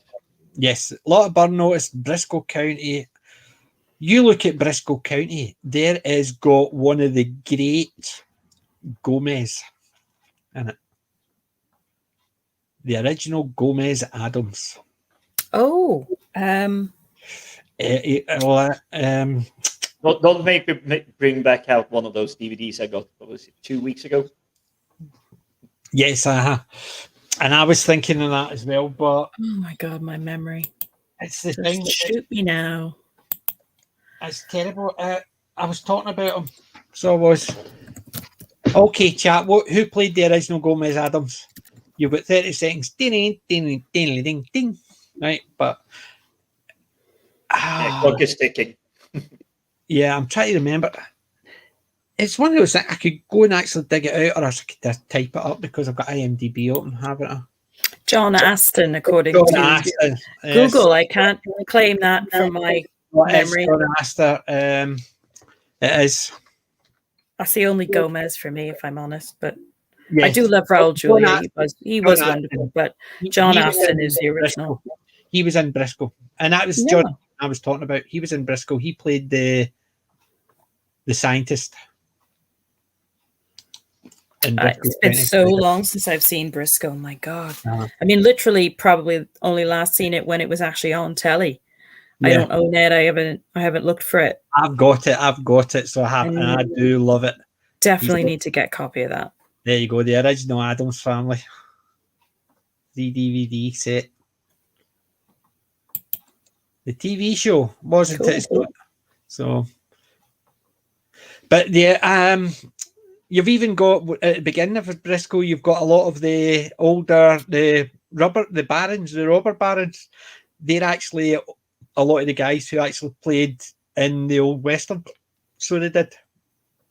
So Brian was saying he's his son's in Lord of the Rings. So is that Sean Astin? Yeah. No. Yes. No. Sean Astin is also in a Terry Pratchett film. Yeah, he played Two Flowers. So he did, and the Color of Magic. The Tourist, Two Flowers, and The Color of Magic with Rincewind with the great David Jason played Rincewind. Yeah, but David Jason has played a number of characters in the Harry Potter, the Terry Pratchett. He also played Albert, Death's manservant. So he did with his wee button. He was also a wizard, so he played a different wizard, even though he played Rincewind. MC. So John Astin is the adopted father, apparently.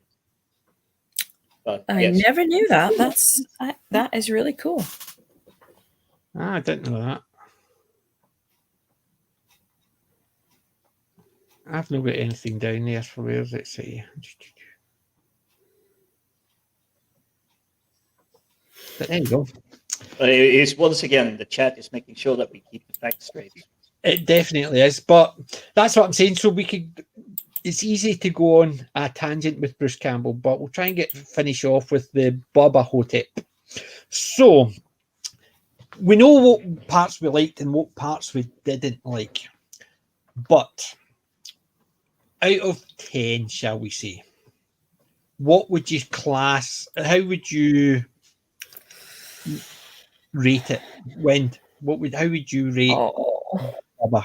I feel really guilty saying this because I'm struggling to give it like a really high rating, even though Bruce Campbell's in it, and that's enough for me, basically.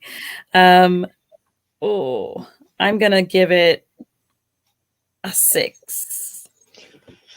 See, I'm going to have to give it a 6. See, I can understand that because there's going to be movies, no matter what, we find fantastic. Some people won't. We're going to be movies we find mediocre. Some people find fantastic, and some people find crap. And there's going to be ones that we find crap. But I can understand the 6.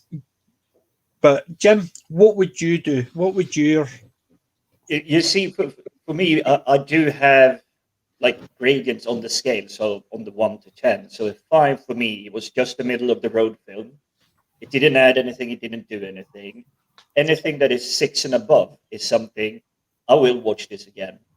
I don't need to describe any higher because I will put it around 6.5 out of 10 because I enjoy it. It isn't something I would rewatch so frequently, but definitely getting into like a Halloween, like horror film mood, definitely be something to put on. Yeah. Stuff like that. But yeah, it isn't his best, but it's definitely an enjoyable. I don't know. I think Brian Young says it's one of his best. He gave it a 4. Yeah, fair enough. But you know what? I think it was a decimal point miss there. But you know what, though? If I might, PJ, the one thing that sticks in my mind, right, is when you watch a film, if the characters are forgettable, then, you know, and the film has issues, then it's just a complete no-go. But one of the things about this film that has stayed with me is the characters played by Bruce Campbell and Ozzy. They stay with you after the film. I will always remember those characters. Yeah. And I think that actually says something. You know, I can't go any higher than a 6 because I'm just thinking about the overall film. But if I had to rate it on the characters, I would give those 2 characters probably like 7, 8 out of 10. You know, they were really good. Yeah, I quite understand that. I'm a slightly higher, I must admit. Mine's is actually a 7. Slightly higher than a 7, but I would say a 7. And the reason it drops to 3, and it is literally the bits at the beginning where it seemed to drag out with jokes that weren't really... They were funny initially, and they just went on a wee bit too long.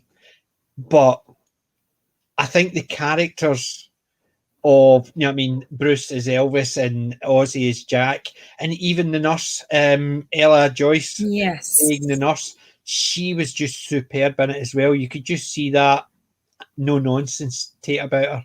And even the girl, the daughter of the dead guy, she was really good as that part of disinterested in anything anybody old and taking the mickey or just ignoring. And big deal, I brought my dad here 3 years, he was out my hair and he died and I came to collect it. What are you expecting? And the hearse driver and that type of thing. Even Bubba Ho-Tep, considering it was a guy in an outfit, a latex outfit for a bit. But even the wee side characters, which you didn't get enough of, like the wee woman who would steal things, I liked all those, and that's why I liked it, and I did find it humorous enough that it kept me bringing me back because I've watched it multiple times. However, the bits it did drop it down to the 7 are the knob jokes, the elongated jokes, and even the bits where he'll do things just like when he swears at the nurse, and it's a case of, I'm that old that people actually just find it humorous or whatever. He can't even get a rise out of people. There's parts in there that are so pathetic, not pathetic, prothetic. Is that the right word? Prophetic? Prophetic, where it's so close to pathetic. It's just I keep it's so prophetic that you can see where they're going with it, but then they do something, it just steps that over that wee bit, the line that wee bit, and it takes it away, and that's why I dropped it to 3. But I do love the Bruce's Elvis. He makes the movie. For me, what wins a little bit and like knocks the score up, it's actually the ending. with the hieroglyphs in the sky. All is well. Yeah. And especially the beginning of the film too, where they use the hieroglyphs in the they do the definition of Bubba Ho-Tep, don't they? The definition of the individual words, and then at the end they do the hieroglyphics. Yes. And I do like the hieroglyphical insults with the bat. Yes. Yeah. And I even like the fact that when Jack actually translated it, he basically just translated it word for word. It meant nothing. And they basically Cleopatra did that, and what? That one definitely came out of left field. I was like, right, okay. And there's Brandon Fraser. I love him as well. He is another one. I watched a lot of his movies recently. Bedazzled, Blast from the Past, The Mummy. He was ironically, obviously, he is. George of the Jungle. George of the Jungle as well. He's just so fun in all the movies. He just seems to actually fit quite naturally into the roles he does. And the acting doesn't seem to be like, you've got certain actors are good, but when they go into a role, they seem to try too hard to actually get away from certain parts that they overdo things, whereas he just seems to slot in. So if it's hilariously funny, he can do it, George of the Jungle, or if it's just a wee bit of humour, he can do it, or if it's action adventure, but you also look at what he did in Scrubs. Yep. And that was quite a serious role as well. That was a very serious role, which he still had light-hearted parts in it, but in effect, basically you could see how him interacting with Cox sort of made it so emotional. He fitted into all those parts so well. But yeah, MC's mentioned in the chat. He's also in DC's Doom Patrol. I've seen a wee bit of the Doom Patrol. I've not seen a lot, and I must admit, I must have missed him. Did he play the guy that's known? I don't think it was in a mask, but bandages or something like that. There was one like that, and maybe that's why I missed him.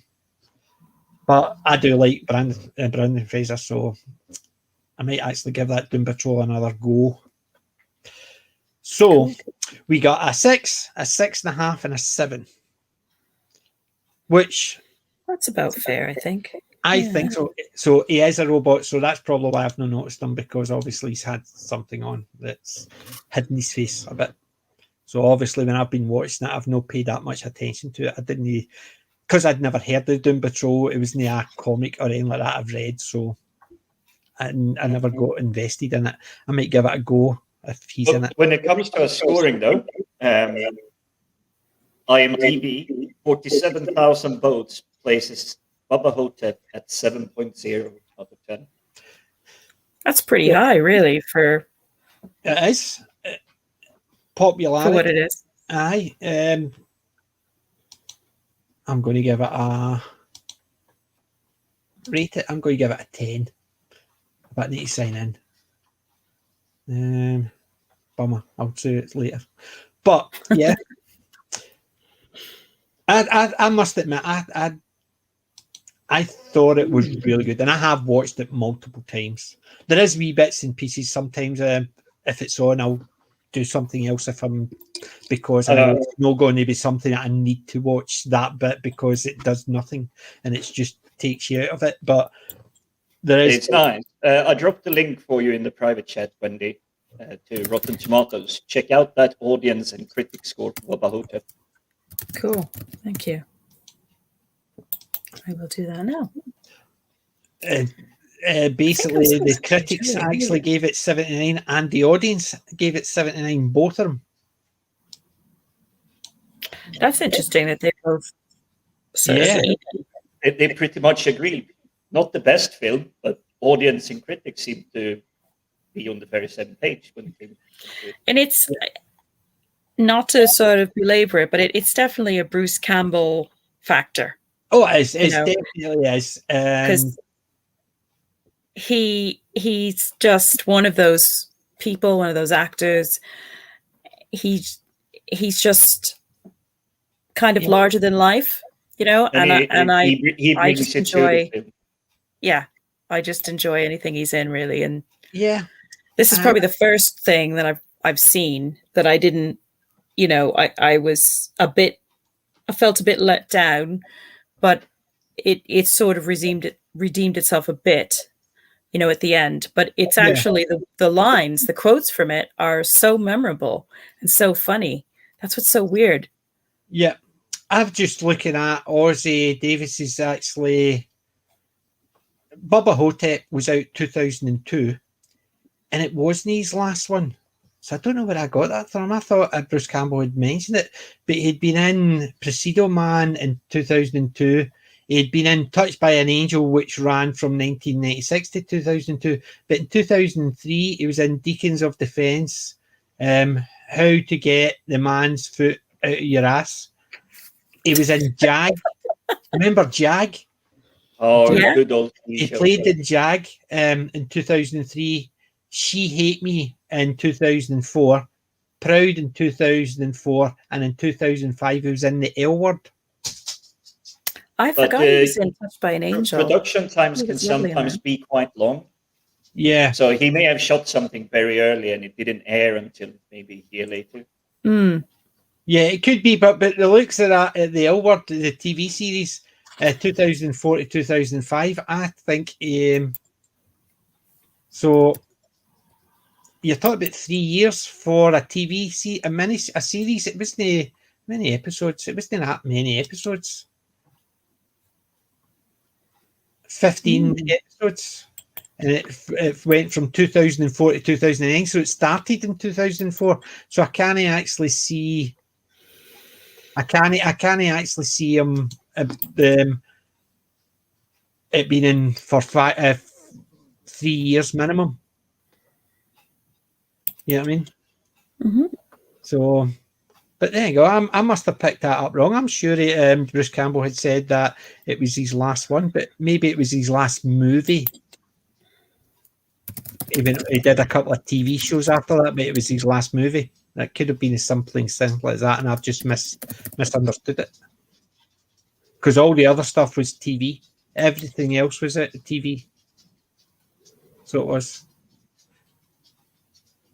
She Hate Me. I don't know if that was a movie. And Well, Deacons for Defense was a TV movie, but it looks more like straight to TV. it was a TV movie, but How to Get the Man's Foot Out of Your Ass. I don't know if that was a movie or a TV show. It's a real film from 2003, and I'm actually getting curious about it now. Basically, what's the tagline for it? Marion Van Peebles, half documentary, half homage to his father, Melvin Van Peebles' movie Sweet 16, Badass Song, 1971. So he could be in it, but it could have actually been footage of him from earlier based on that, because it's a documentary homage. So, and She Hate Me. Let's see if that's a movie. 2015, that's a movie. Fired from his job for exposing corrupt business practices, a former biotech executive turns to impregnating wealthy lesbians for profit. And the Ozzy Davis plays a judge in it, so it's only a small part. So that looks like even Bruce. Bubba Ho-Tep wasn't even his last movie, so I don't know. I don't know where I got that. Interestingly, I was just Googling him, and he passed away. He was found dead in his hotel room in Miami, and he was in the middle of making another film called Retirement at the time that he died. But I'm just looking to see the one just before that. I'm trying to find a reference to something that he might have done just before that.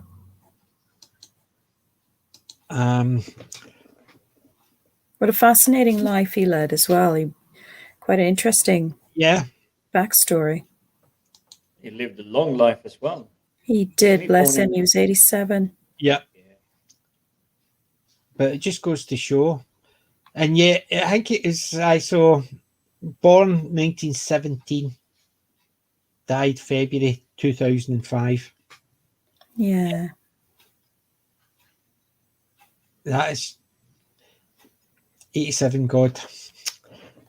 And It's a very good run, especially well, if you look at all the stuff he's done, yeah, it was because he started off uncredited in 1950, right? So he did bits and pieces. He did a couple, and then he got his first one, The Emperor Jones. Then I'm trying to see if there's something that I recognise the name of.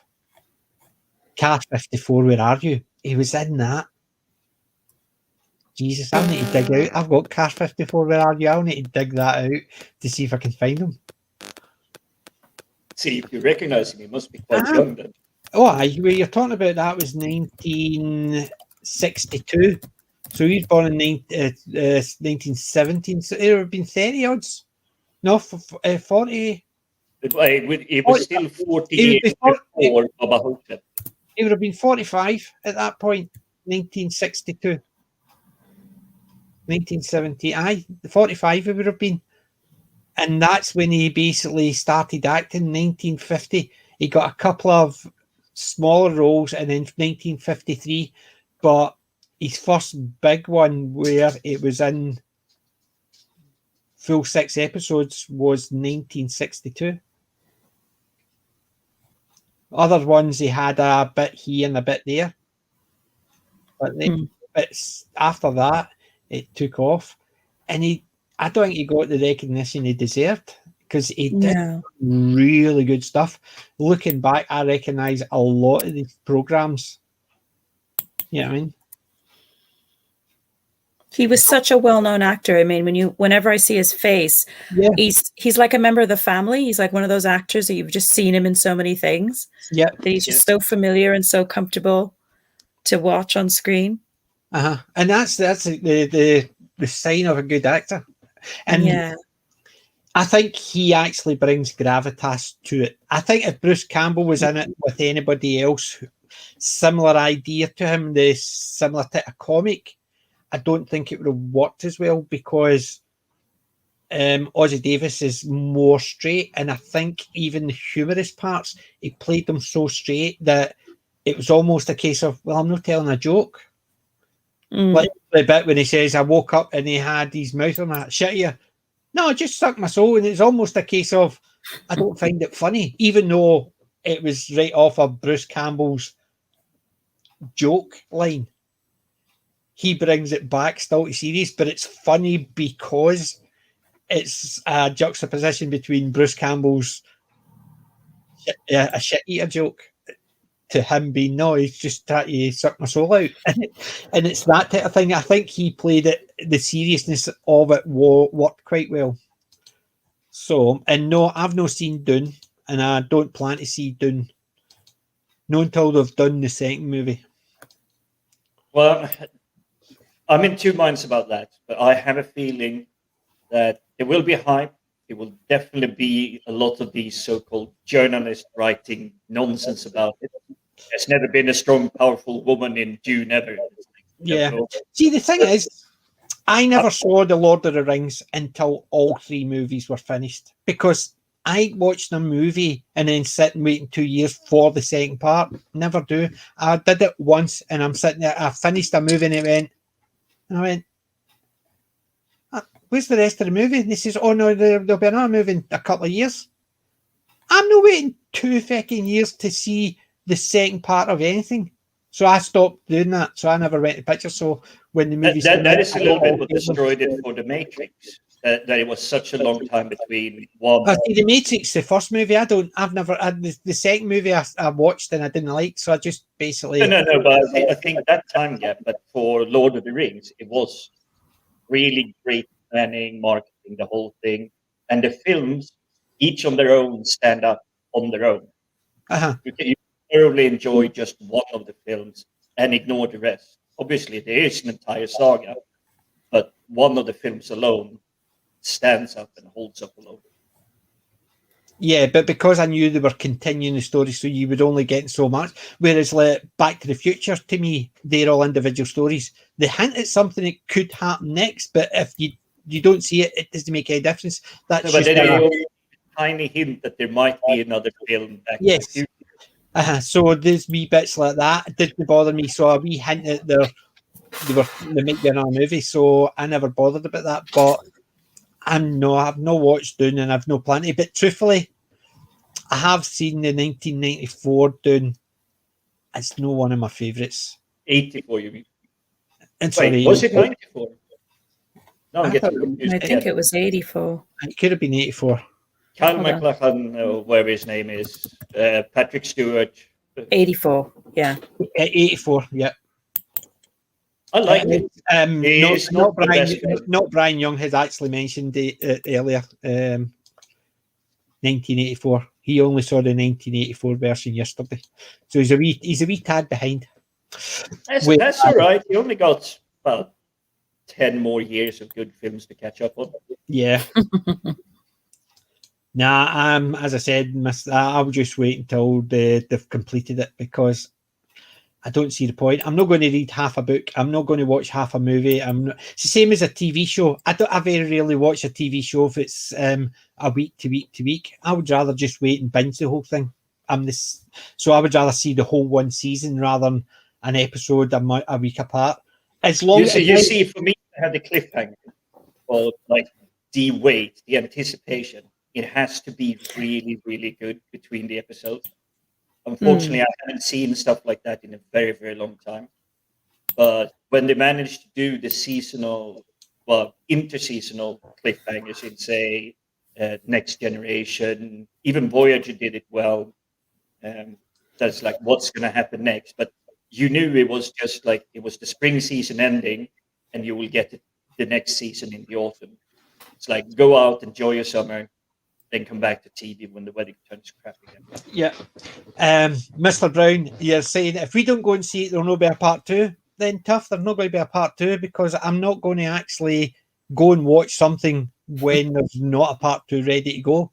It's like they're saying, right, we're going to actually make a 3-season TV show, but we're only going to do season 2 if you actually watch season 1. Then no, make the seasons, make the whole story, and then I'll go and see it. But I'm not going to go and see it just so they'll finish it. So no, chicken and egg doesn't work with that. Opposite to PJ there, Mr. Brown Alliance, I am doing my part. I will definitely go and see my part. I'm keeping my money in my pocket. I haven't been to a proper cinema in over 2 years. This is literally the one I've been waiting for to actually go back to the cinema. Yeah. We wouldn't. I don't think we'll. Not because we wouldn't want to go see that particular film. I don't think we'll be back in a cinema for a while, only because it's annoying because people are annoying. But it is nice to see certain films on a big screen. There's no question about that. And this is obviously sounds like it would be definitely a big screen type film. But if it comes round, we might have a look at it. I wouldn't say we'd be running out to see it, but. And I did watch and know the original well. It's all right. You know, it didn't blow me away really. I like the sort of uniqueness of it, but yeah, I'm kind of waiting around to see what the full either way, I don't think, and it's been some time since I did read the books, but I don't think it actually spans something like 35,000 years in total with the older stories and everything. I don't think any amounts of films are going to be able to make of course not justice to all of it. See, the thing is, I have heard, and by multiple sources, that it is a cinematic experience. It's meant to look fantastic. I've heard that, but I don't care about the looks of it. So I would still watch it on my DVD, on my wee screen in front. I wouldn't care about seeing it in a big screen. There's no movie, apart from a Judge Dredd one, that I paid to go and see recently. I don't really like going to the cinema because I can't be bothered with people talking or anything like that. I'm like Victor Meldrew in the hearing. I can't stand when people are on their phones or talking. And even before like phones were a thing, people were still annoying then. So Now it's 20 times worse. And even if I do go to the cinema, it costs me a fortune because I don't just go watch the movie. I need to get my big juice, my popcorn, my hot dogs, my nachos, and my sweets. So I'm sitting there with all this stuff. So I can spend £30-40 every time I go to the cinema on me. Not Yeah. But that's the thing with cinema. You should only go because it's something you enjoy, and it should be an evening out. It should be part of like something you spoil yourself for. It shouldn't be, you go to cinema on these.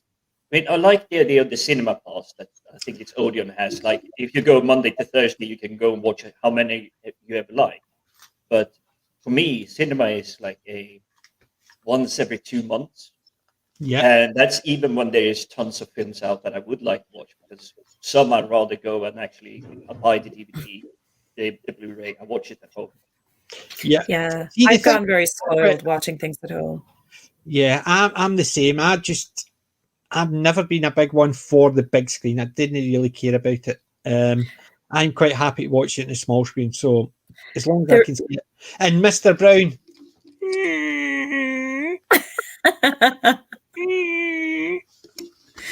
Yeah, it's very rusty. Blowing the cobwebs off.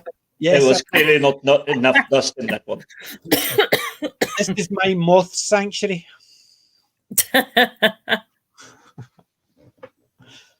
But no, I'm not going to go and see it. And but I do like physical media, so if I'll get a DVD if they come out. So if the 2 movies come out, I'll get the DVD, but I'll not buy the first movie because I don't care if they want my money so they can make a second one.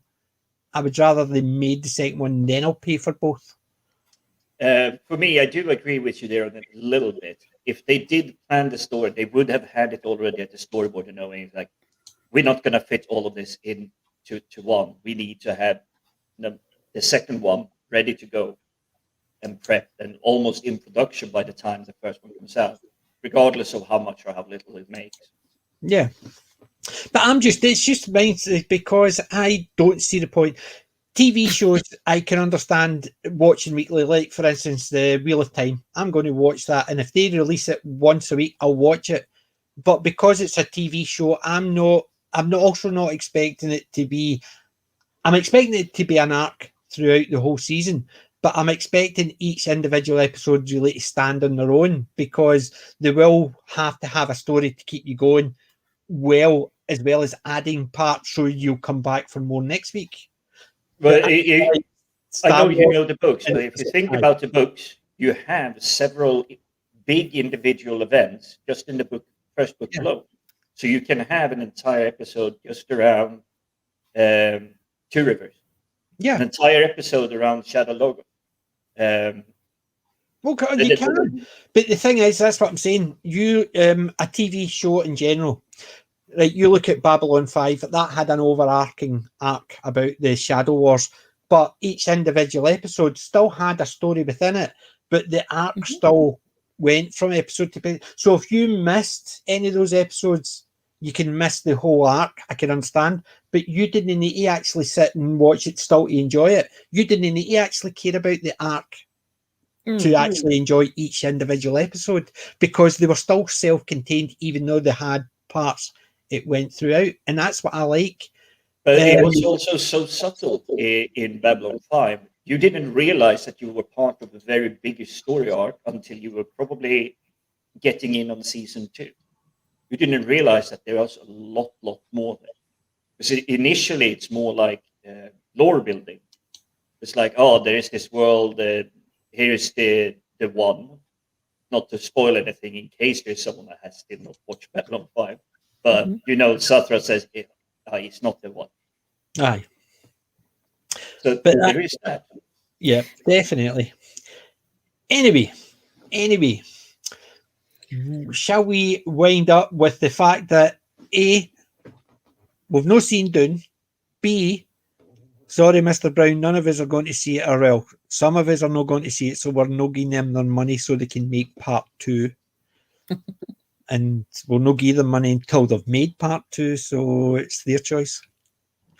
However, I did hear it is a cinematic experience. So anybody who likes going to cinema to see something designed to be seen in the cinema, I can't comment on that because I'm no one for doing that. I can watch something in the big 40-odd inch screen I've got there, or the 20-inch screen there, or my iPad screen, and I can enjoy all three. I don't really need to see all the detail as long as the story's good. Visually, I don't really care about a lot of it. It's the story. It's visually when it is good, not over the top CGI and everything, but when there is like the visual effect artist that can literally build a gorgeous landscape out of it, like literally just a green screen, that is enjoyable. But yeah, it's a little bit too much. So I agree. A smaller screen doesn't bother me too much. But if it's a cinematic experience, you look at a monster, right? Say for instance, we'll go look at Wheel of Time. If they do the Trollocs really well, like the orcs from Lord of the Rings or something like that, right? So they do really good Trollocs. Believe it or not, I'll still get the enjoyment out of my 40-inch screen or my 10-inch iPad screen because I don't need to see an actual Trolloc. If they've got an actor who's dressed up with the sort of horns taped on, if it's a good story and it's well acted, I don't really care about it. It'd be like going to the cinema compared to going to the theatre. I don't need to see all that in the theatre, same as I don't need to see it in the cinema. It's that type of thing. So the aliens in Babylon 5 look great, but they didn't need to look anything. If I wanted to see something like that, I would rather see Muppets, or I would rather see the Dark Crystal, those type of stuff, rather than CGI effects for monsters. I would rather see somebody with prosthetics. Far superior. If you look at Farscape, I would rather see those aliens than CGI aliens. But you see, the ones you describe, from Dark Crystal through to Farscape, it's well made, puppeteering, crafted and combined with a really good story and an environment that they belong in. Whereas with CGI that we get far too used to today, your superheroes don't really look like they belong in that environment. Mm-hmm. And I hate to say it, even about my favorite Spider-Man, doesn't really look like he's swinging through New York if you compare it to the 1970s TV show. It feels like he's just swooshing past on like a green screen. Yeah. Well, it also takes me back to the Lord of the Rings scene. If that was filmed where the actors were running down a corridor and then it was CGI'd in behind them, the CGI might have looked bad, but it would still look good. But because they were CGI'd in as well, and it was done at such a frame rate that the way they ran looked slightly too fast because they didn't tweak this. That takes you right out of it. So the CGI too much. I would have rather had them running down a corridor, or the bridge, and then it was all green screen the rest of it, and they added in the orcs and goblins throwing things and firing things, and the beasts coming up, and the flames, and the immense cavern, to make them look realistic and small, rather than the CGI just look too much. Yeah, that's what I'm saying about that. Yeah, I agree. But I do think also it is time to run off. I mean, it was enjoyable to catch up again on Bubba Ho-Tep. Yes, it's been wonderful. I think Bubba Ho-Tep, I would recommend it for Halloween. It is fun. You can maybe fast forward through bits at the beginning, but from the bit where Kemosabe dies, from then on, is interesting and really good. I will say, for those that haven't seen it, unfortunately, there are the slow, less fun part. Still, that builds toward the end, where I think it just just ends on a really perfect note for being a very mellow film, we say, in terms of pacing. Yeah. And in the comments, you can tell me, was he Elvis? You see, I'm was voting he Sebastian? I'm voting for he was Elvis. Yeah, definitely. Gotta be. Just because I want Ozzy to actually have been Yeah. Yes. Yeah, so to me is either he is Elvis and Ozzy is JFK, or both of them are getting later on in life losing their marbles. But you see, there is one thing with Elvis's story, because there's two parts to it. His conspiracy. Either he is the Elvis impersonator, or he is Elvis. One of them is true. Mm-hmm. But that's what I'm saying. So either way, but it's the same idea as Jack. Either he is Jack Kennedy and those things happen to him, or he's crazy. There's no middle ground there. He's no crazy as in he's lost his marbles in his mind. He is there. So he's mental, shall we say. His mental facilities are slipped and he's in cloud cuckoo land. So there's one or two. That happened or not, it's more likely with him that it's option B. With Elvis, it's just as easy to be either. However, I would like both of them to be, but I'm probably on the fact of that he's probably gone down. But truthfully, it makes zero difference. But if you think it does, tell us why you think he's Elvis and Jack Kennedy's there, or why you think he's Sebastian and why he's lost it. And remember to like, share, and subscribe. We are at 136 as of this morning. I'm just double checking, making sure you guys haven't actually bumped another couple in there. 137. Thank you very much. That's another one. Yay! So hit that subscribe button. Get your sisters, brothers, mothers, fathers, thingy, iPad, and subscribe. Know that I do that. If not, just take them as well. I just need to check something on your phone and just press like. Just press this. I basically, anytime I'm up and I'll say to my friend, so I've done a channel. Here it's here, subscribe. So I just ask them to, but I am not that bad. But thank you very much, ladies and gentlemen in the chat. And MC spotted it before me. 137, beat me to it. You see, chat is on fire. They're always ahead. They're always ahead. But